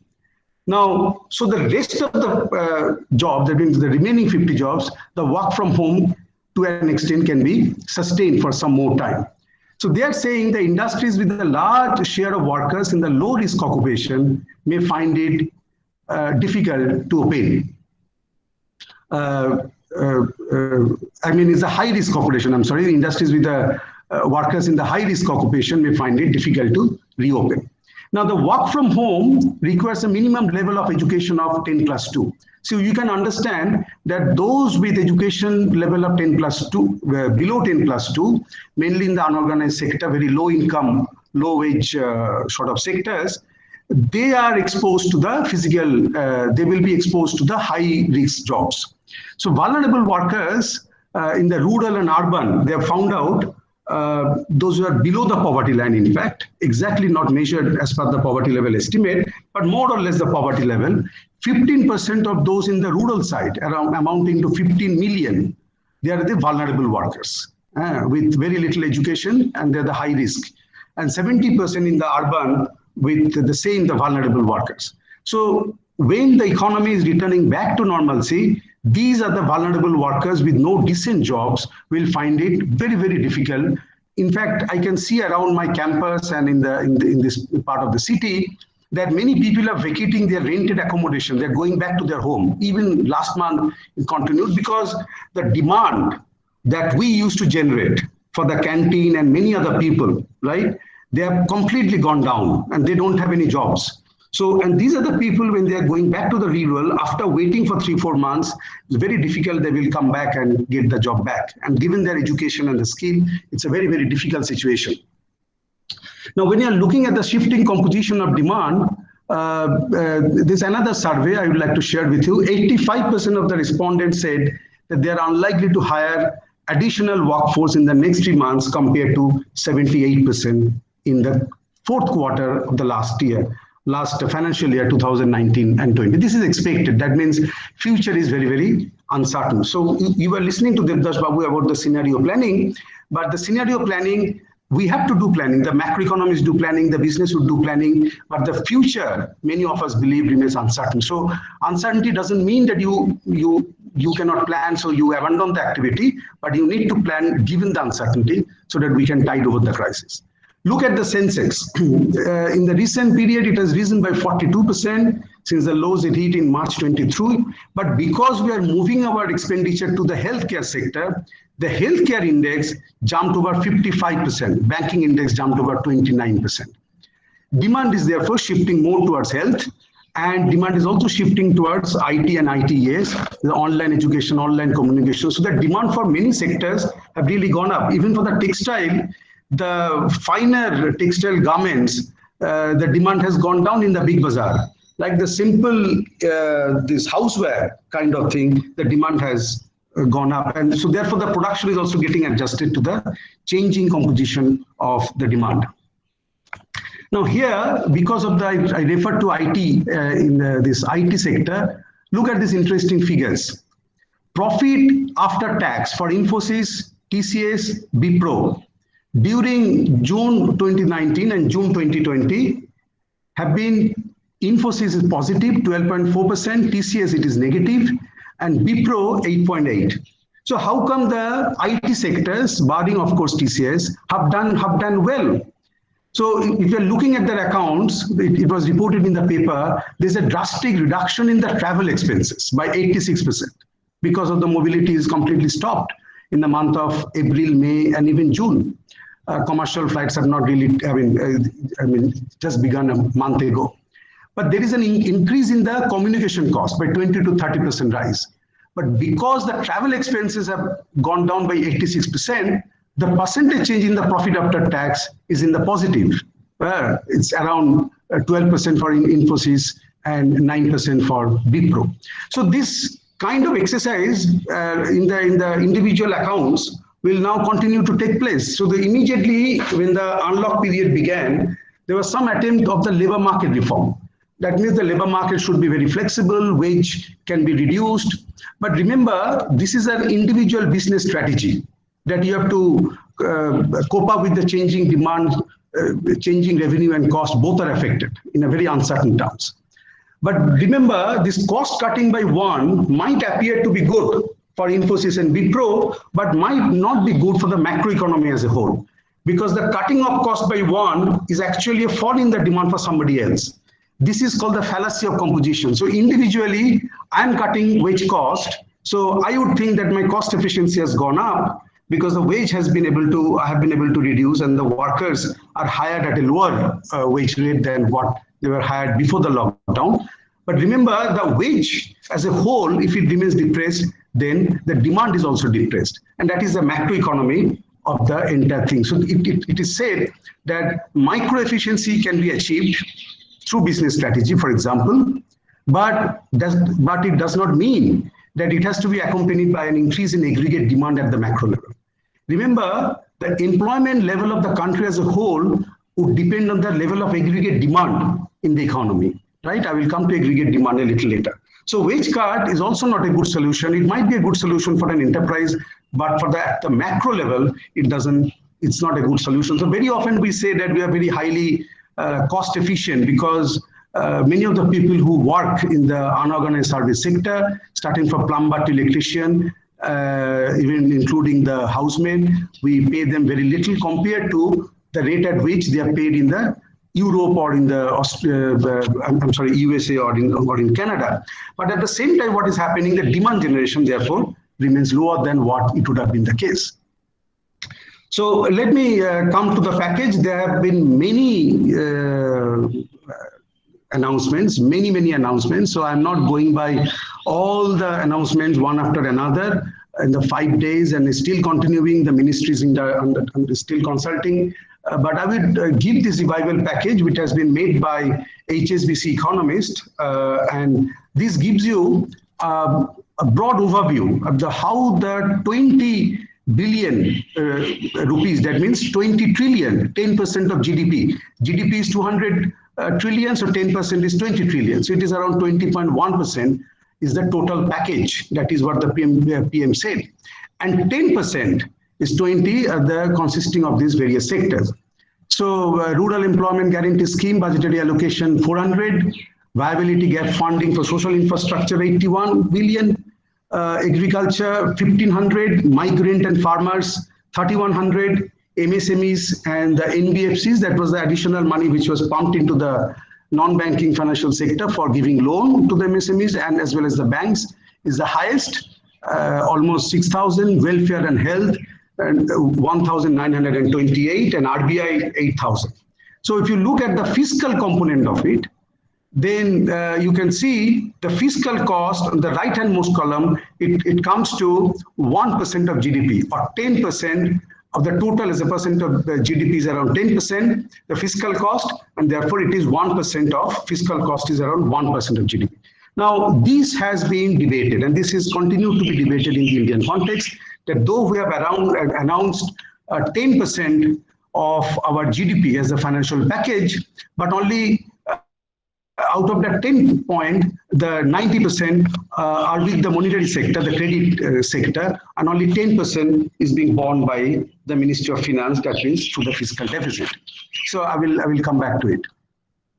So basically what you are trying to do, out of this 10% of GDP, 20 trillion, if the fiscal stimulus is only 1% of GDP, that means 9% of GDP, the stimulus would come via mainly the banking sector, how the credit are given.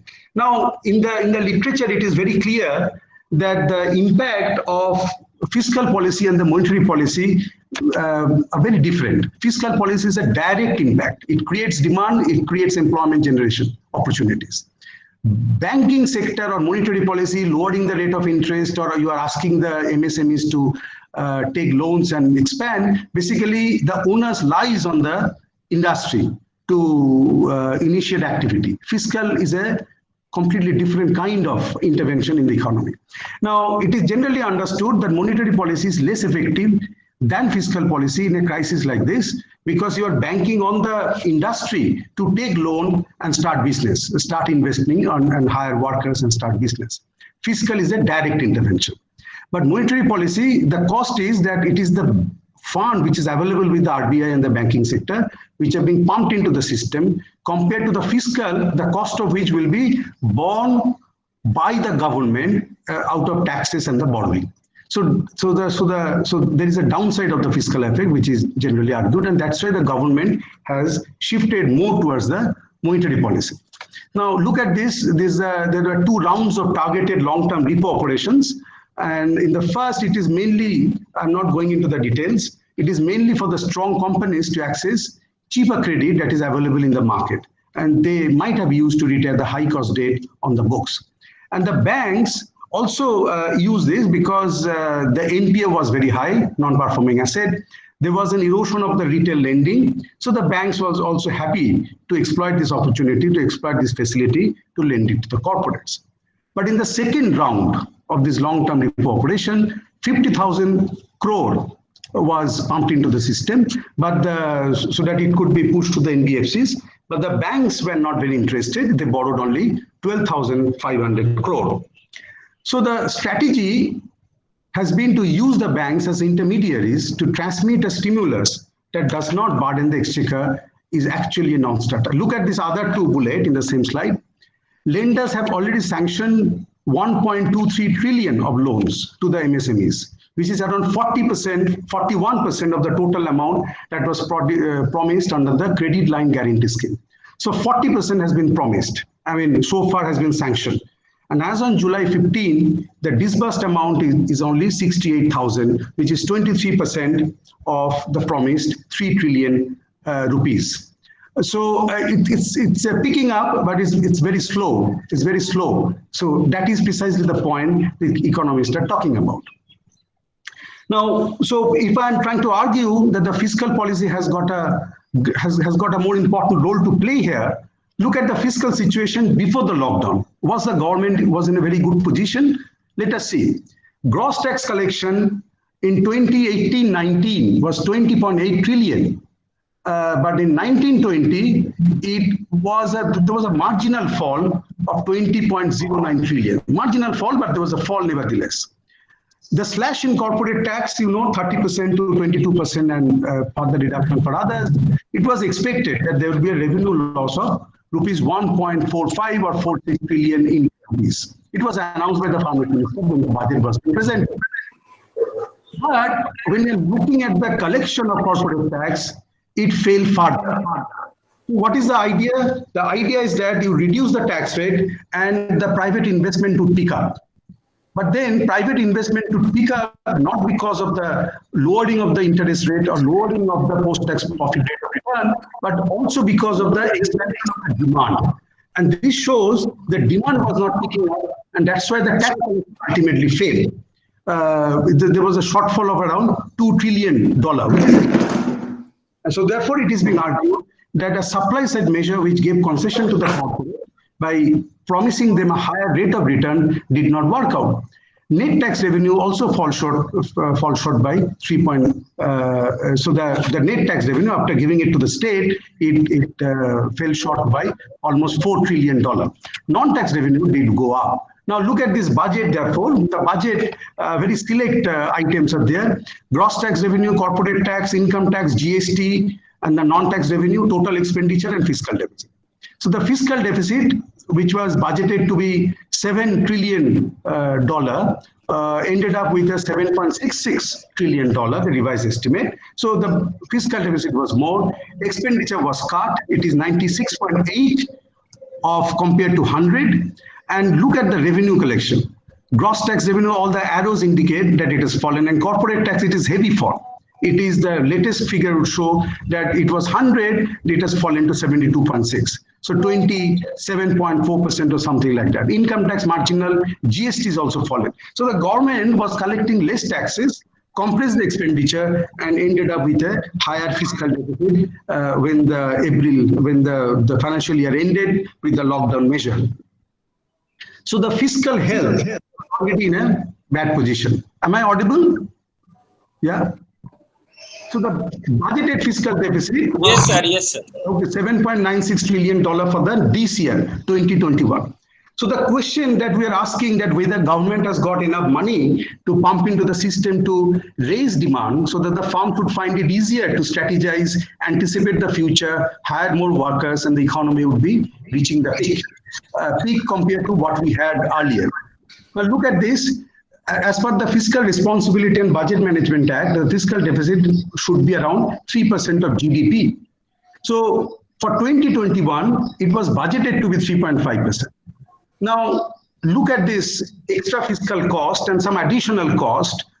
It is expected that it would be around 13 to 16 trillion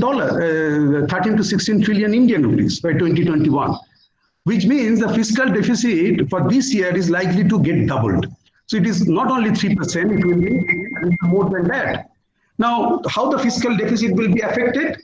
There are two major factors. One is the expenditure, that is the fiscal cost on economic package, right?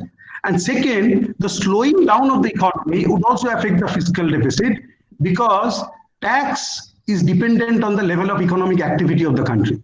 If the GDP doesn't up, tax collection would be lower and fiscal deficit would get widened. And this is a very important dilemma that the government is faced with. So now we are saying that the debt to GDP ratio might go up to 78%, right? Now this about the fiscal deficit, I'll be coming to it in the next slide. So what is the role of fiscal deficit in the country?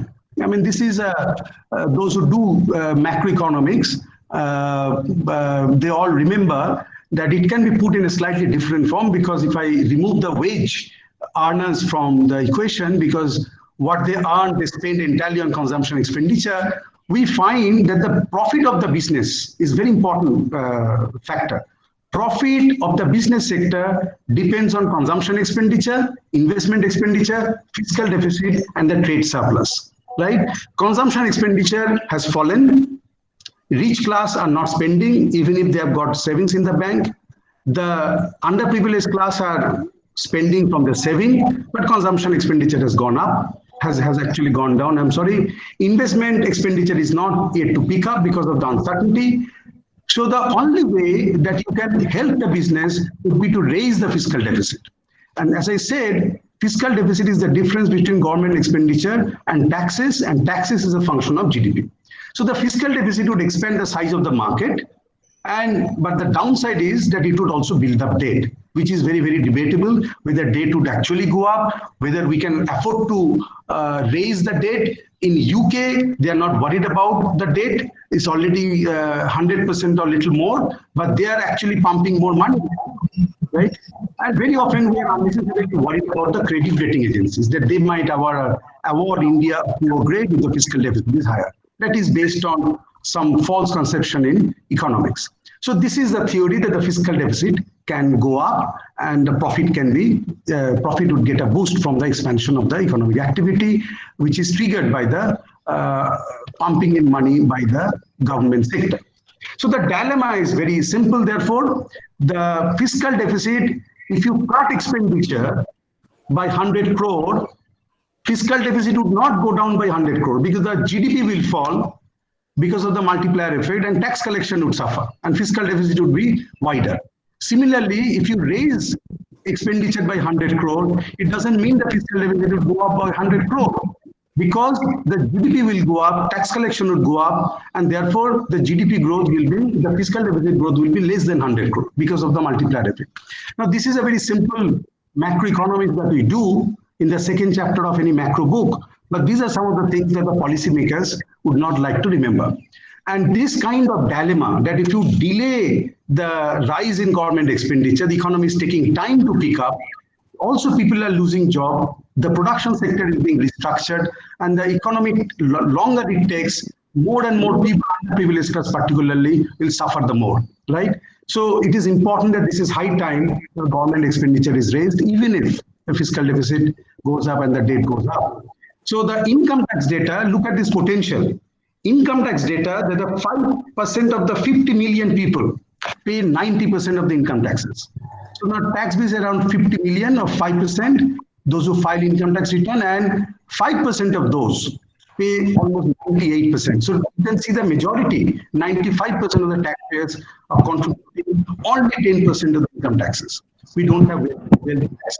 So the tax rate in the next budget can go up. And already I did not mention about the amount of black incomes which are floating around in the economy, which is in the very high number. Almost 1/5 of the economy is the black incomes. And that can be taxed as well, and the government has been finding it very difficult. So there are a lot of reforms in the income tax to keep on reading in the newspaper. So there's a possibility of using the tax rate. So now I end my discussion with these 4 possible scenarios. Is that can we afford to therefore monetize the fiscal deficit? If the fiscal deficit is funded by borrowing, it can lead to an increase in the debt, which is not liked by the economists and the policymakers because of the burden on the future generation. So why can't we pump in more money into the system? What is the cost of it?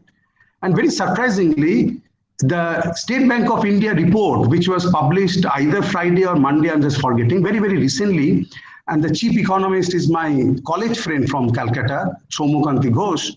He was brave enough to write that the government can actually go for monetization of the deficit.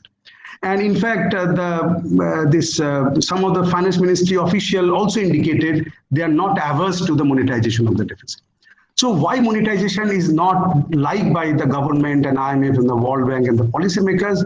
Because they think that the money financing of deficit can lead to inflation. And it is a very easy way out. So the government would develop their propensity to go on for money funding again and again. But that is not true because we have got the FRBM. We can quickly come back to the situation. But inflation may not take place right now because the capacity is still there. Excess capacity is still there. And agriculture production is pretty good. And inflation, even if it goes up, if the people can get back their livelihood and the people can survive, can tide over this present crisis, it is all the good. In inflation, what does it mean? It means it is not only a cost, it is a cost for me, but it is also a source of income for somebody else. We don't want it to be an unfair process. So inflation is unlikely, but money financing is something that the government can really think of. The second important aspect, after the migrant workers return, and I read in the paper when they're returning back, very often the reopening by the industry is finding it very difficult. Why? Because the workers will be deployed again. They need to have the same skill and the experience. So the workers are coming back to the same industry, but may not be true all the time. And they cannot hire from the local because they may not have the necessary skill and the experience to work with the particular type of machine, right? So, so the government has already taken a very massive initiative about this imparting training, the vocational. You have to map. You must have read in the paper in Bihar, and the government has already initiated this job, how to map the skill required with the skill available and how to impart skill so that the demand for particular skill gets closer to the supply of particular skill. So that the mismatch that we find in the job market can be largely eliminated with this skill training. Because the other idea is that the employability of our graduate in the Indian higher education system, colleges and universities, have always been complained by the corporate that employability is very, very low. So now, given the age composition, 65% below 35 years of age and 50% below 25 years of age, the demographic dividend can be reaped only when the workers are skilled, right? The workers are skilled and they get good jobs, productivity goes up, wages go up immediately, and they cease to be burden for the employers because the productivity rises with the improvement in the skill training. So what I would like to argue, therefore, there is indeed a massive need for fiscal intervention in the economy through monetization, and even if it is costly, but for the sake of the underprivileged, vulnerable workers, there is a need for raising the demand. right? And coupled with the skill training. There's also being debated in the Indian context. I will not specifically mention any particular sector, which was announced by the FM, the finance minister, that whether increased privatization is a good idea or not. That is always being debated in the newspaper, in the TV channels, and what we do in writing papers and everywhere. But we make a distinction between the strategic sectors and the non-strategic sectors, and whether privatization, when it would lead, whether there will be improvement in the quality, whether there will be a cut in the wage, because there will be very, very cost concern, and whether we are vacating many important sectors to the private sector, whether it is good or bad. Private sectors, their ability to, they will create jobs, but the jobs will be lost also in the public sector.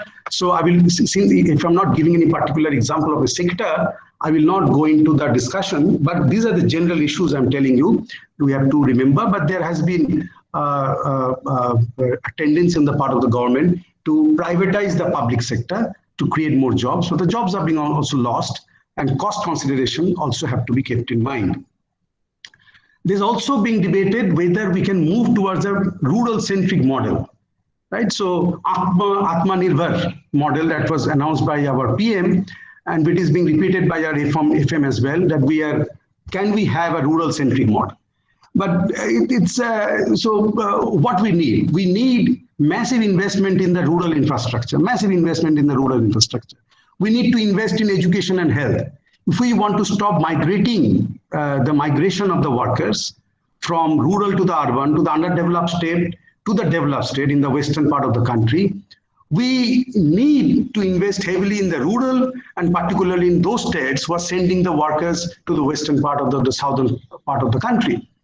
And remember, they have to start business. They need to have the skill. They need to be provided with a lot of resources from the banks. And the demand composition will change. In fact, our PM did say that Atmanirbhar, so local industry can grow, and local industry can become a national level brand and can actually become a global level brand, right? So these are very good thinking, but do you have the money to spend that much into the infrastructure, education, and health? So I would end by saying that employment is generally demand determined, and there is a need for the government to pump in more demand through fiscal policy. Coordination problem is very, very important. Coordination problem means when you're looking at only one factory, you have to look at how this particular factory are getting coordinated with other factory because of the supply chain, because it's a network, right? It's a network. So your starting of the business would determine also the starting of the business by somebody else. That is why you are all interdependent in the business sector. So who will take the lead and who all are holding it back? Whether the big business are in a position to march ahead compared to the small business, these are very, very difficult questions that we need to deal with. So coordination problem is it can be a major issue because supply chains have got disturbed and disrupted. Focusing on labor market, on wage cut is not the only solution. We already talked about fallacy of competition. We have to look at the entire economy. We have to move from supply side measure to the demand side measure to tide over this particular crisis. Let me stop here. Thank you.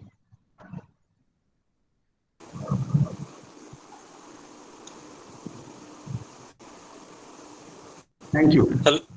Yeah, I've stopped. If there are questions, I will try and answer. Hello. Yes. Am I audible? Am I audible? Yeah. Yes. Thank you, sir. Thank you for your very nice presentation of a complex thing in a very non-technical manner. And I hope that everybody has learned a lot from this. I have a question in the chat box. Can I ask you, sir? I have a question in the chat box. Okay. Yeah. Now, one Mr. Saugata Mondol, he has said that we know that in India there is an income inequality. But in the lockdown period, some sectors, especially the public sector, paid the full salary to their employees, but some sectors, especially the private sectors, could not pay proper salary to their employees. The question is that don't you think that this will lead to more inequality in income in the economy? Number one. Number two, what should be the necessary steps should be taken here? Sir.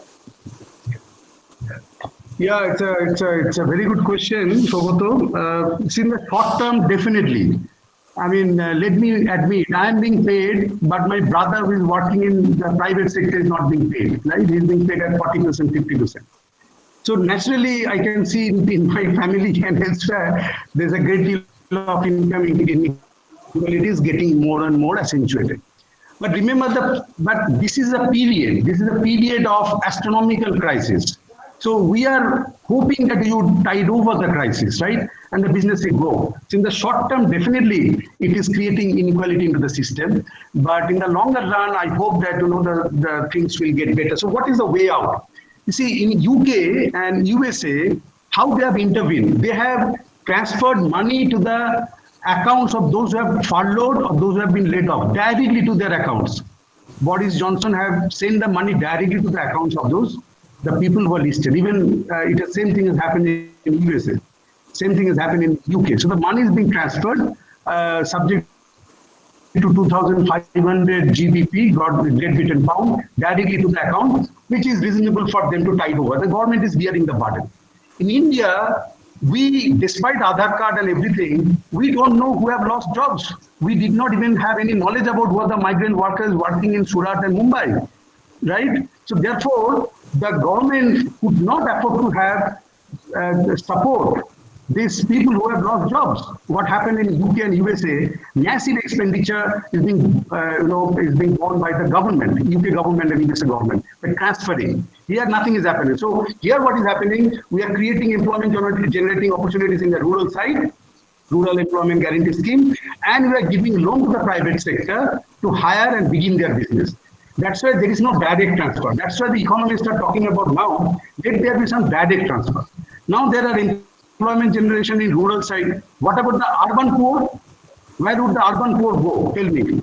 There is no place. They can't go to the rural side and start working in the field. So I think there is a huge problem in India. The government is supporting indirectly. Government cannot even identify who all have lost jobs because of we don't have employment exchange and the kind of system that exists in UK. And that is where the intervention is very different in case of India. And we don't have that much of money and the courage to spend also. I don't know whether I have been able to answer, but I have. Thank you. Thank you, sir. There is another question. Should I ask? Hello. There is another question. Please. One Mr. Zahiruddin Sheikh. He has a question that what should do about the indirect tax? For massive investment, should we raise it? Or if it is raised, then what about the low wage earner? What is the way out? See, this is a difficult question. Theoretically, we all know indirect tax is inflationary. We all know it. Indirect tax is inflationary. The direct tax is not inflationary, right? So theoretically, we should impose direct tax.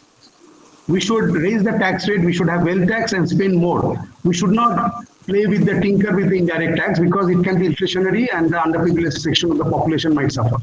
But now we are giving concession. Corporate tax, we have already shown that corporate tax cut did not lead to anything. We have lost 2 to 3 trillion, which is almost, quite a good percentage of GDP. We have already given away to the corporate sector, right? So the idea would be that we should go for direct tax. We should go for how to tap the black incomes in the country rather than tinkering with the GST, because GST more or less stabilized, the revenue neutral rate is being debated, and it is always inflationary in nature. So we should try to avoid passing on the inflationary burden to the underprivileged. Yes, thank you. Thank you, sir. Surojit, Dr. Sir, I Surojit have one Gupta. question.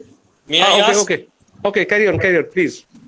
Sir, in India, where governance is not up to the mark and corruption persists at higher level, governance is not up to the mark. Governance and corruption persists at higher level. In under such situation, injecting of money without constant monitoring, it would not, if it is sufficient for bringing back economy on track. Governance is a problem, corruption is a problem, but there's one way of doing it would be the direct transfer to the people's account, where there would be very little leakage. Okay, the very little leakage. And infrastructure, so direct transfer, mainly the economists are mainly talking about direct transfer, which can minimize the extent of leakage in the system. Governance corruption is the problem, but at this time, I think I don't have, but what do you do? You have to spend on certain sectors where there will be less leakage, and it can directly help the poor. So you can spend on infrastructure, and you can have direct transfer to the people. Direct transfer is the best way, because the people who have lost income for the last 2 to 3 months, many people have lost, millions of people have lost income for the last 2 to 3 months. In fact, this is the 4th month now since the beginning of lockdown. Now, if you give them money, let them decide what they would like to do. The demand will immediately go up, and they know. So it is better to go for the direct transfer in this case, and so the corruption leakage because of the corruption can remain minimized. Thank you. Thank you, sir. Thank you, sir. Can I ask a last question? I have a question, sir. Please. Yes, please. Thank you. Actually, we have got a press release from Ministry of Statistics and Program Implementation on 23rd June 2020. In the International Comparison Program of 2017, we have got the 3rd largest economy of the world, where 176 countries have participated after China and US. And in the Asia Pacific region, we are also the 2nd largest economy in the year 2017 after China and Indonesia. Now, see, this is one picture. And second is, if you look at the data of 2017, 18, 18, 19, 19, 20, the GDP is declining. I just quoting some of the data, quarterly estimates of GDP at constant prices for 2019-20, it comes down from 5.20 to 4.40 to 4.10 and 3.10. Out of these, there are 3 important sectors, as you know: the agriculture, industrial, services. Agriculture is doing well, no problem at all, in the year 2019-20, but thing is that there is a severe crisis in services sector and in the industrial sector. For example, in industrial sector, the growth rate has come down to, gross value rate has come down from 0.03 to minus 0.60, So my point is that without a tremendous impetus for industrial development, can we go for a good growth of Indian economy, provided that service sector is also lagging? Only that there is hope in agriculture sector. This is one thing. And there is another important thing, is that some people are saying that we should have a recovery path, maybe V-shaped, maybe according to Arthur Little, Subbarao, he said that it is V-shaped, it would be V-shaped. Arthur Little said it would be a W-shaped. And some economists also argue it will be a U-shaped recovery, right? Now, my point is that 2 things. One is that without emphasizing more on manufacturing sector, can we think of a growth recovery within a shortest possible time? What is your take? See, difficult question, but ultimately, if we are willing to be in the league of the best developed countries of the world, there is no other way but to revamp the industry sector. There is no other way. Given agriculture, given services, we have to. But service sector, there are certain sectors which have got tremendous potential to grow. So the IT and all, the tremendous this thing. But industry has to grow. Now, what I was thinking, how industry can grow. Now, some recent things that we have been made to think now, because of the import, we are trying to curb import from our neighboring country, from a particular country. And I was thinking, with the startup entrepreneurial activities, I'm asking you whether it would be a function of the market structure in the economy. So industry has to grow, but look at the huge share of the small scale industry, MSME. Now, when the technology is advancing very fast, and because of the supply chain disruption and lack of demand, a lot of restructuring taking place, how the total industry structure, the market competition will evolve. What will happen to the bigger companies? What will happen to the smaller companies? How the smaller companies will get support? Whether there will be a large scale, the economies of scale, which will be reached by the larger companies and can actually swallow the market. Look at this way, when you are allowing the retail sector to come in, what is happening to the small sellers selling vegetables on the pavement? We are all moving to Reliance, Big Bazaar, and the bigger thing. So the entire industry sector is being, this thing happening. So service sector, there is some hope in the IT and other things, but I believe that entrepreneurial activity and startup can also do well, given the support that the government is giving. But this restructuring should have begun much earlier. That why did we continue to import certain things which we could have produced from China for so long? Now we have to realize that we can do. Can't we produce solar heater? We are sending rocket to the moon, but can't we produce solar? So there was a lack of vision, there was a lack of initiative, there was lack of some problem that I think the industrial restructuring, this is a high time we plan and push only those sectors which have got potential. Right? Otherwise, the massive restructuring should have taken place much earlier. We do have the people. We do have the people, and now we are being made to realize, like this way, we are having webinar through the various platforms. So this is very, very important for us, that there's a substantial comprehensive strategies undertaken for the industry. Because without industry, you cannot be in the top league of the nation. You simply cannot. So what kind of industry? If it is a rural-centric model, the demand composition will change. Certain industry will flourish. At the top, there are certain other industries will flourish. But we have to really plan it now. But I agree with you that if we want to move from 3 trillion to 5 trillion, we have to take care of the inequality in the income. Inequality is very, very high. Okay, how this large unorganized sector would be employed in the organized sector with high wage, high productivity. And then the industry, because industry cannot go on its own. What is the market for industry? Right? So the market, 50% being spent only by the 20% of the population. So the 3/4 of the population with low income are spending very less. So industry growth, the supply side measure has to be commensurate with the demand side measure. Right? And therefore, I think industry has to pick up. There is no other way for us. Okay, thank you, sir. Yes. Is there any time? There is one last question. Can I ask Surojit? Yes, sir. Just last question, sir. Sir, last question. It is from Niloy Gupta. Yes. It's a very important question. That government is announced a lot of policies, including credit to MSME sector. Sir, do you think only giving credit facility is sufficient to encourage them in this deficit demand situation? That was Niloy. That was precisely my point. That monetary policy by the ball lies in the court of the MSME. Right? The government is not playing the ball. So you take loan, you hire, you invest, you grow. Right? So that was precisely the point, Niloy, I was trying to say, that monetary policy alone cannot do the needful. The demand has to be pumped into the system. And that is why I was talking about a larger fiscal leverage. With a little bit of monetization will do no harm for the economy as a whole. So you are perfectly right. And this has been remarked by the economists, that you take care of the supply side, but what about the demand side? Without demand, ultimately profit is realized in cash only when the products are sold in the market. Yeah. Right. Yeah. We don't grow by manufacturing alone. The product has to be sold. That is the beginning of the effective demand problem by Keynes. So the demand has to be pumped up, and then the supply and demand together will push up the system. But this policy package is excessively relying on the supply side measure and very little on the demand side. It's just helping us to survive till the Diwali. Right? We get free ration and all other things, we are getting this thing, but there will be a lot of restructuring in the industry. People are going to lose jobs. They are being paid 30%, 40% of the salaries that they were drawing earlier.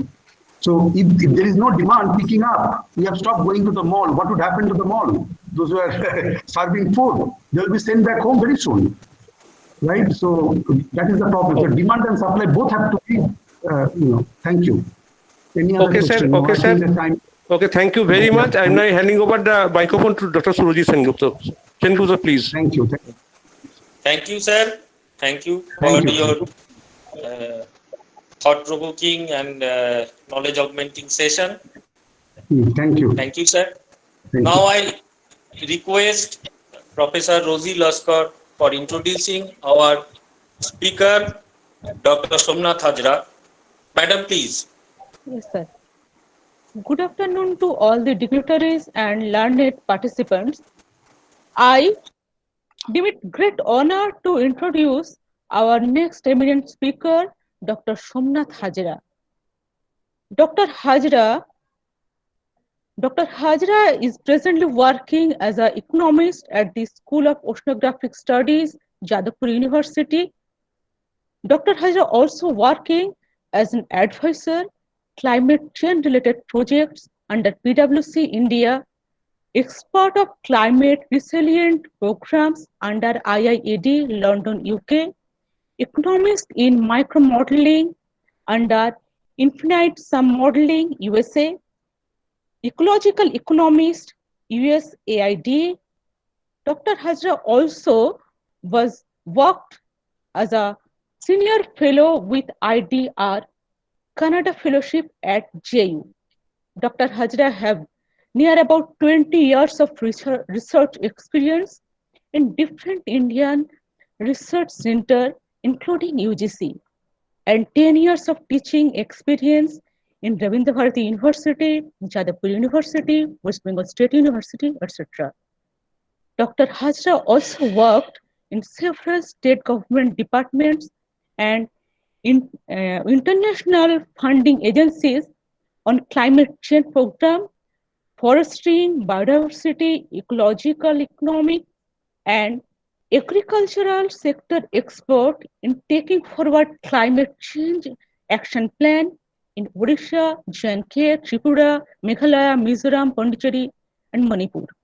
Dr. Hajra have presented more than 20 research papers in different countries like Turkey, Bangladesh, Sri Lanka, Nepal, Thailand, Belgium, France, Kenya, etc. and have 6 edited volumes and more than 50 research papers in climate change. Dr. Hajra also worked as international consultant for Ministry of Finance, Government of Kenya. Recently, Dr. Hajra have published a book on sustainable development goals. Sir, we are extremely blessed to have you with us for today's webinar. Sir, please illuminate us with your knowledge augmenting session, a thought provoking session. Sir, the floor is yours. Thank you, Professor Rosie. Thanks to, I must say, thanks to Department of Commerce, Bhairab Ganguly College, and I must say the previous two speakers, Professor Chattopadhyay and Professor Rakit. So I'll start my presentation now. So today's presentation is. Oh.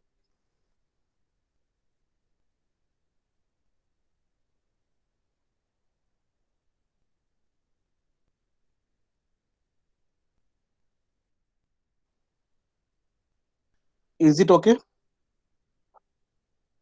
Is it okay now? Yes, sir. Okay. Okay. So today I'm presenting impact of COVID-19 on sustainable development goals. Actually, my previous two speakers already talked about much on the macroeconomics and business economics.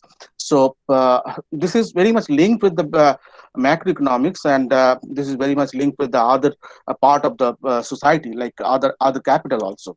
So I will start with the problem when what we have seen in the March. In the March, we have faced the problems. The problem started in March, and at that time, the number of cases was very less. Okay, but at that time in China and the USA, the number of cases it started already, but after the March, in June 2020, the World Bank has put a very good analysis that this is the most of the countries are expected to face a recession in 2020, and this is the higher side of the recession of the than the 1932 recession. So it is much higher than the 1932 recession. So this is already they have said, and I'll start with the lockdown history, because we have to know the lockdown history and how this is performing, that what right now and how this is going to affecting the sustainable development goals. I'll try to say the phase one lockdown started on 25th March. very much maximum stringency we have seen, and WHO has also said that this is a very stringent lockdown we have done. And after that, phase 2 started in 15th April, phase 3 started 4th May, phase 4 started 18th May. More relaxation, beside a little bit relaxation is going on. And after, in June 1st, the unlock 1 is started. Unlock 1 was started, and July 1st, unlock 2 was started. So this is the situation, lockdown and unlock situation. So what will be the situation of the growth, death story?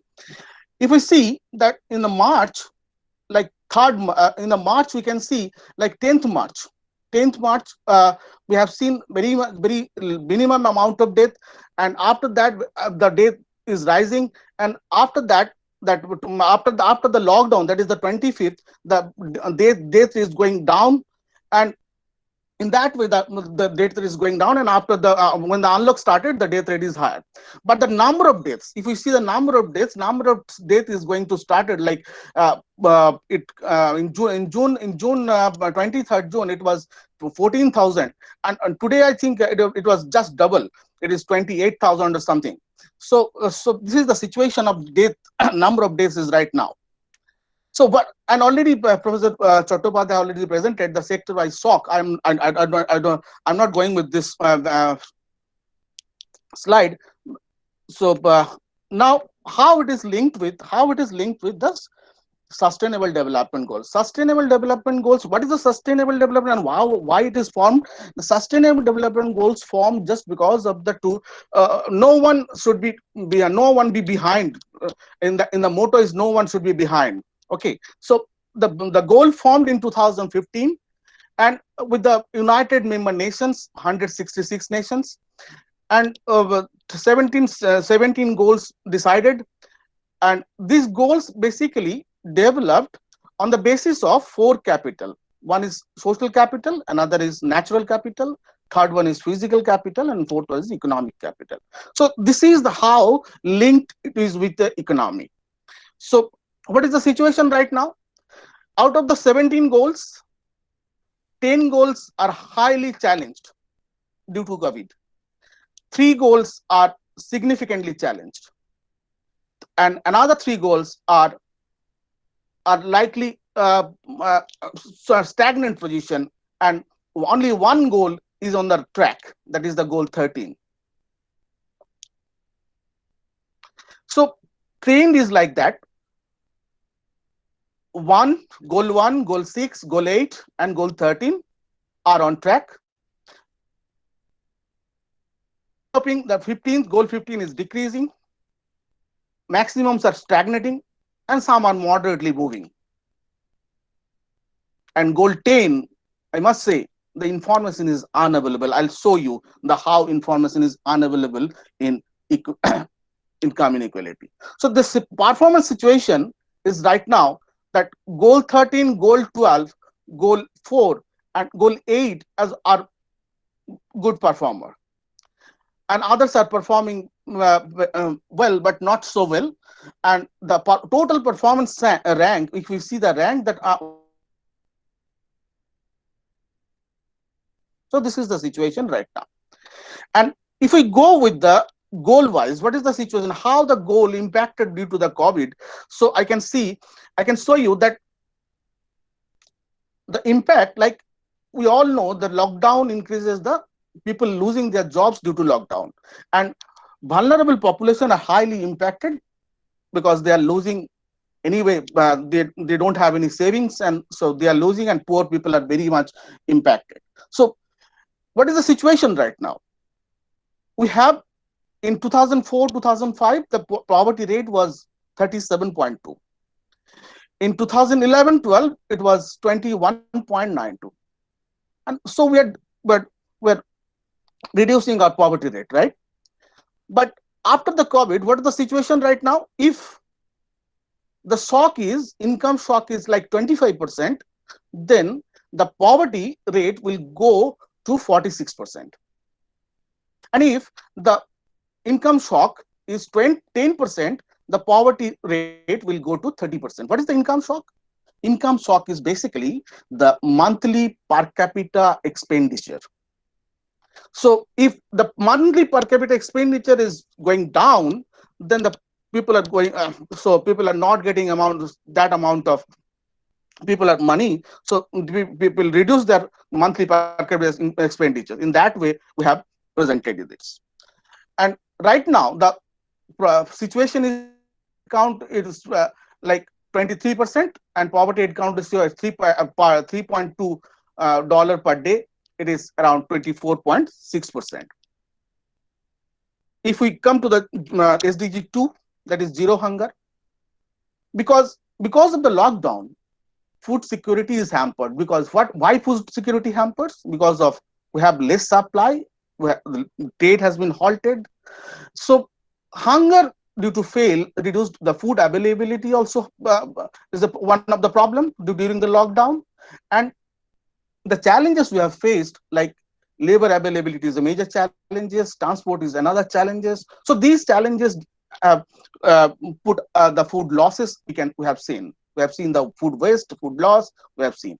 And we can see another part that due to schools like midday meal, the nutritious food interruption also we have seen. The poorer getting nutrition from the midday meal only. So this is also we have failed. So right now the situation is undernourishment is increasing. I'm just talking about the increasing part. Obesity is increasing, and the production of cereals also increasing, because production is not hampered due to COVID. And you can see the NCA pointed out that production is going up from 2015 to 2019-20 as well.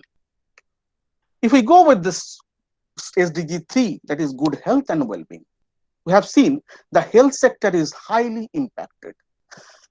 Highest decrease in mortality, we have seen higher mortality from the causes because of the overburden of health sector, and slight declining mortality due to reduced, like due to non-availability of transport, and so the traffic accident has been reduced. We can say, and we can say that environmental pollution also reduced, so that that because of the less activity of industry. So, and the negative impact, we can say another negative impact we have heard about last 2-3 days back. I have seen in the report that mental health is one of the major part that in the lockdown we are facing, that anxiety and depression. So this is the situation. And I can say one thing, that infant mortality, all are like infant mortality rate under 5, and neonatal mortality, all are reducing properly from 2015 to 2018. But right now the situation is not in that way. Is that way. And the doctor population, if you compare the doctor population ratio, that for India it is 1:1,456, but as per the WHO it should be 1:1,000. Okay, so this is the situation. We're not far behind about from the WTO guideline or benchmark, but still we're preparing. We're upgrading our health infrastructure. Our government are upgrading our health infrastructure. How they are upgrading? They're upgrading. They're increasing. Medical colleges already increased. Nursing personnel already increased. Pharmacist increased. House doctor increased. So each and every percentage already been increased due from the 2014 to 2018. Now I come to the SDG 4, quality education. If we think about, like, from the March, that countrywide school closure we have seen in India. So from the March still now, the school are under closed. Schools are closed. School, colleges, and institutions, other institutions are also closed. Academic institutions. So this is how it is impacted. We have seen that except elementary education, all are the gross enrollment ratio at all India level are increasing during 2011-12 to 2018-19. So school are mainly closed and less effective for the, and it or digital learning is very much like it's not proper way like in the rural area you can see that people are not getting internet, not only internet, people are not getting 24 hours electricity also. So how people are getting going with this digital learning, I don't know. So this is the situation right now, and loss in the development of human capital also, because poorer nutrition and poorer nutrition, the interruption of school meal, they are not getting school meal also. So this is the situation, the quality education, how hampered the quality education in due to COVID-19. And if we go with the SDG 5, that is gender equality. So impact, like possible impact, job loss, this disproportionate economic impact on women, and we have seen that even women already shown that domestic violence also increasing, and high mortality rate of men. We have already seen that mainly high mortality rate of men, just because of men are much smoker than women. So this is the reason. And if we go with the worker, that casual worker, own worker, and employers, so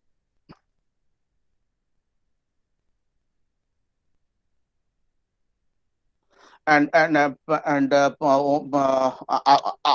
unpaid family laborers, and the regular wage, we can see that 2000 situation is 2001 to 11 12 to 2017-18 is much better in the regular wage, and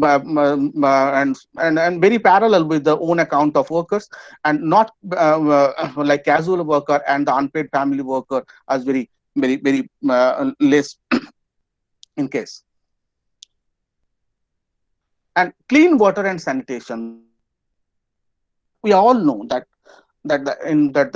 urban slums are not getting proper clean water, and in that situation, in the COVID situation, we have to have the clean water. We have to wash our hands, washing facilities. So this is the major problem in the urban slum, and not only the urban slum, in some cases rural part also. But our government is showing that, like, we have already reached 100% sanitation and water and sanitation program. SDG 7, affordable and clean energy. So in case of energy, like we can see that reduction in the energy prices. We have seen in the oil prices already reduction. We have seen, and the impact is very positive of renewables. So, and if we go with this renewable, if we go with this household use clean cooking fuel, and like it increases from 2015-16 to 2018, like 63% to 96%. To 63% to 96%. So in that way, the affordable clean energy is going well, as electricity is increasing, and emission also side by side is increasing. And if we in the lockdown period, we can say the maximum energy use or energy demand, that this is basically an indicator of manufacturing activity. So if we see that is that in the March, that the percentage is in the positive one, and after that it's going down and down, and up to the June, it can say that still it's negative. So and now it is going up because the unlock period already started, and activity, industrial activity already started. So, but problem is that up to June, we have seen the energy demand is a negative energy demand we have seen. Decent work and economic growth, and this is SDG 8. SDG 8 is highly impacted. Economic growth is highly impacted. Already, Professor Chattopadhyay that showed that how economic growth is impacted, and we have seen that GDP also impacted. Economic virtually trade also impacted. Mass employment we have seen, and business closure, bankrupts we have seen that, and sharp decline in the tourism sector is highly impacted, and massive public deficit. So these are the major points we have seen during the lockdown. during the COVID-19 due to the COVID-19. So what is the situation in GDP growth? If we compare with this, that in 2015-16 to 2019-20, it was in 2016-17 it was 8.3%, and in 2019-20 it was 4.2%.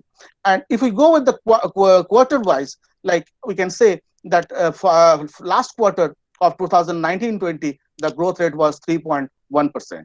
So how we can see that how growth rate is declining.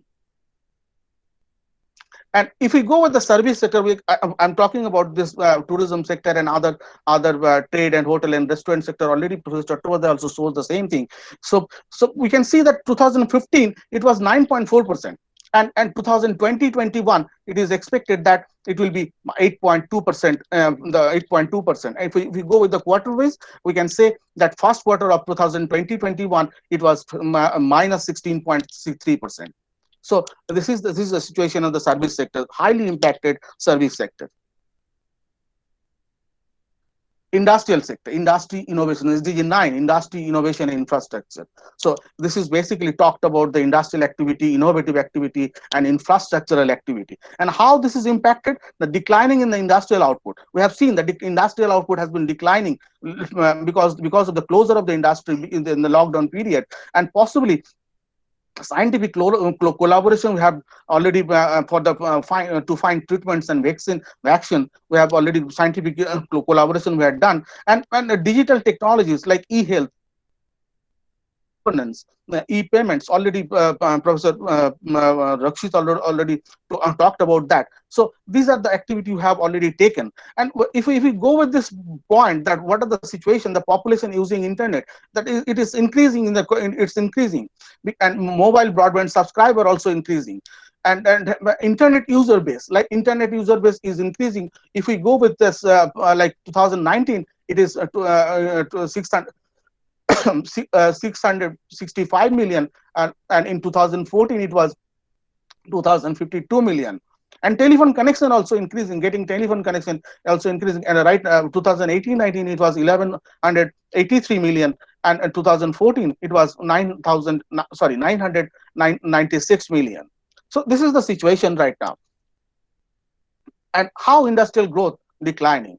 If we compare with the 2015-16 to 2020-21, in 2015-16 the industrial growth was 9.6%, and it is estimated that in 2019-20 it is just 0.9%.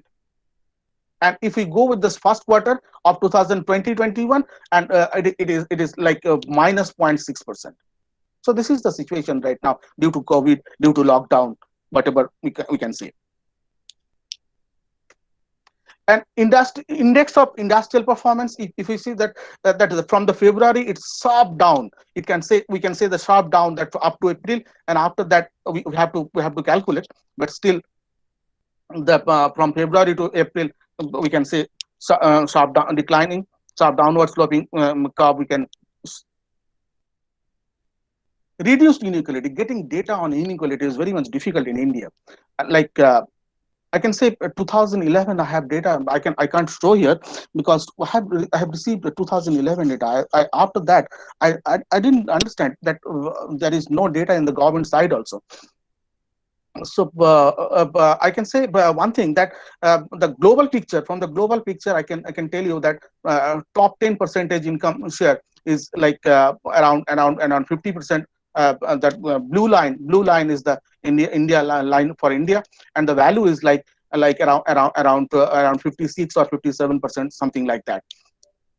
And income share of top 1% population is around 20-22%, something like that. And I have seen one data, but it's not like I can say how can I reliable. It's not very much reliable, but still I can say some institute has developed that estimation. So they said that in 2013 the Gini was like in 2013 or 14 Gini was like 0.51. So income inequality is too much, like 0.51 is too much, I can say.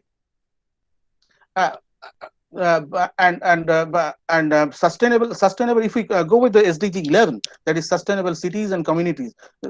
In case of sustainable cities, like I already have talked about, that population living in the slum face higher risk exposure to the COVID-19 because of I know because of density and poor sanitation. We know about the Dharavi situation. We know about the Beleghata situation in Kolkata. So these are the highly populated, highly densely populated urban slums, and we have seen the problem what they are facing. The only satisfaction with public transport is increasing. The only one point is increasing in that part, but otherwise all are decreasing in other in area. But government already talked about the smart city, and they have already projected that in India 2 trillion for 100 cities they will be invested. And SDG, if we go with this municipal solid waste, like collection is one part, and and processing is another part, right? So collection is like 100. Government is showing that 100, near about 100% collection is going on door-to-door collection, but the processing is like that, like around 60%. So 40% are still in your city, in the dump area. So we are facing this problem in each and every mega cities, each and every mega cities. And if we talked about the public transport, or that or the transport in other way, growth of metro line is sharp upward sloping. So we can say that transport is rising in the cities. Good transport we are getting, and in case of SDG 12, the responsible consumption and production, in some cases, like I can say that after from the 12, 13, 14, and the impact is not very much clear, but still we can say that plastic pollution will increase because of PPE, use of PPE, that personal protective equipments. So like for each and every patient, my discussion with one doctor, like it's every day they're using 5 to 6 PPE for take care of these patients. So a lot of patients already cured and still continuing suffering problems. So every day a lot of PPE are coming out from the hospitals. So the problem is like plastic pollution problem is increasing.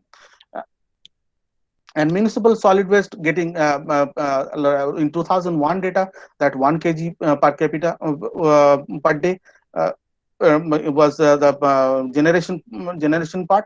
But right now I think it is around 700 or 700 something, 750 grams per day. And in case of climate action, right, impact like reduce the commitment of to climate action, but less environmental footprint due to less production and transportation, because less production, so less emission we have received, less transportation, so less transport emission we have received. So all are increasing. Like I don't know how much it is reliable or not. People are saying that from Patna, they're see the Kanchenjunga or other range.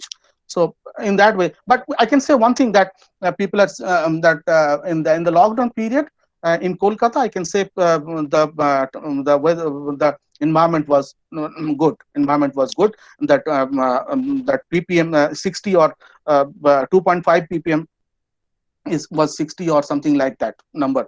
So in that 60 or 64. And life below water. So this is very unexplored area. I can say unexplored area. We're working on that part, and very much unexplored area, and people are not very much clear about that. What are the impacts already have faced due to COVID in SDG 14, but too much few challenges I can say we have, like pollutions by oil spill and garbage, sewage, or something like air pollution by seeps. We have to think about that. plastic pollution is another pollution in the ocean, I can say that 2,443 marine fishes from India, 50 species is already threatened. So we have to take care of the species in that way. So we have to think about this blue economy. We have to think about this SDG 14 because it is very much unexplored area. Nobody knows about this. How biodiversity can help us to in the economy. How blue economy can be help us. One estimate I can say, I can tell you one thing that somebody has estimated. It's like guess is 6%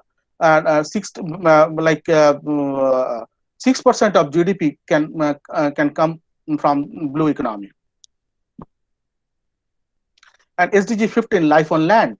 So still in that in the SDG 15 also the impacts are not much clear, but we have some challenges. Ecosystem degradation is one of the challenge, and another challenge is like social anthropogenical pressures and the other pressures damage the ecosystem. So these are the pressures, and I can say one thing that forests are increasing, forest cover is increasing, afforestation schemes we have. So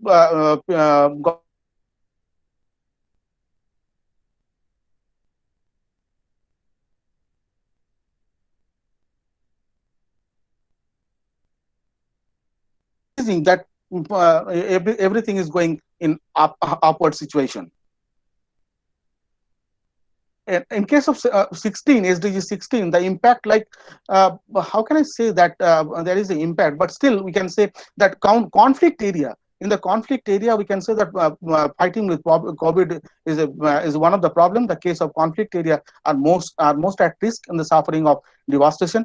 That loss from COVID, because like conflict area means maybe the social conflict, maybe the environmental conflict, maybe the other conflicts. Environmental conflict, like I can say Amphan, that taking care of in the phase of Amphan, taking care of COVID is very much difficult. And in case of social conflict, like maybe the religious conflict or other conflicts, we can say so people are going out, people are moving around. So in that way, we can say that taking care of COVID-19 or taking care of lockdown is very much difficult. And last goal, that is the partnership for the goals. And this is like we have very little data. We can say that dot is like S dot. That means we have no information on that. So we have to have increase our information. We have to have to take care of this goal, because this is the one of the goal. We have to by this goal we have to cooperate with this. We have to international cooperation on public health we can do, and like other cooperation also for the improvement in the economic growth and economic development. We have to have some international cooperation, and this goal is much necessary to understand. We have to think about that, and how to prevent the sustainable development goals. So these are the impact we have seen, like 1 to 17. I have showed one by one that goal 1 to goal 17, and now I can say one thing, that how that sustainable goals, how to prevent that. The government should take care of sustainability more seriously, because one way we are going to another way we are not taking care of the emissions. So in that way we have to take care of the emissions also. So we have to think about sustainable way, and government should speed up the progressive realization and universal goals. Government should invest, should cut the unnecessary investment should cut. Unnecessary investment should cut in that phase, and non-governmental actors, that is the private sectors, should come forward and should share the responsibilities on achieving the sustainable development goals. Because private sector should come forward, because the role of private sector in achieving the sustainable development goals is much higher. Thank you. Hello. Yes. Yeah, already I have Dr. finished. Hajra? Yeah, I have finished. Okay, thank you for your nice presentation in a lucid manner. We all gain many knowledge regarding environmental issues and sustainability. It is untrodden area for me, but I understand your deliberation, and thank you. Thank you for sparing your valuable times.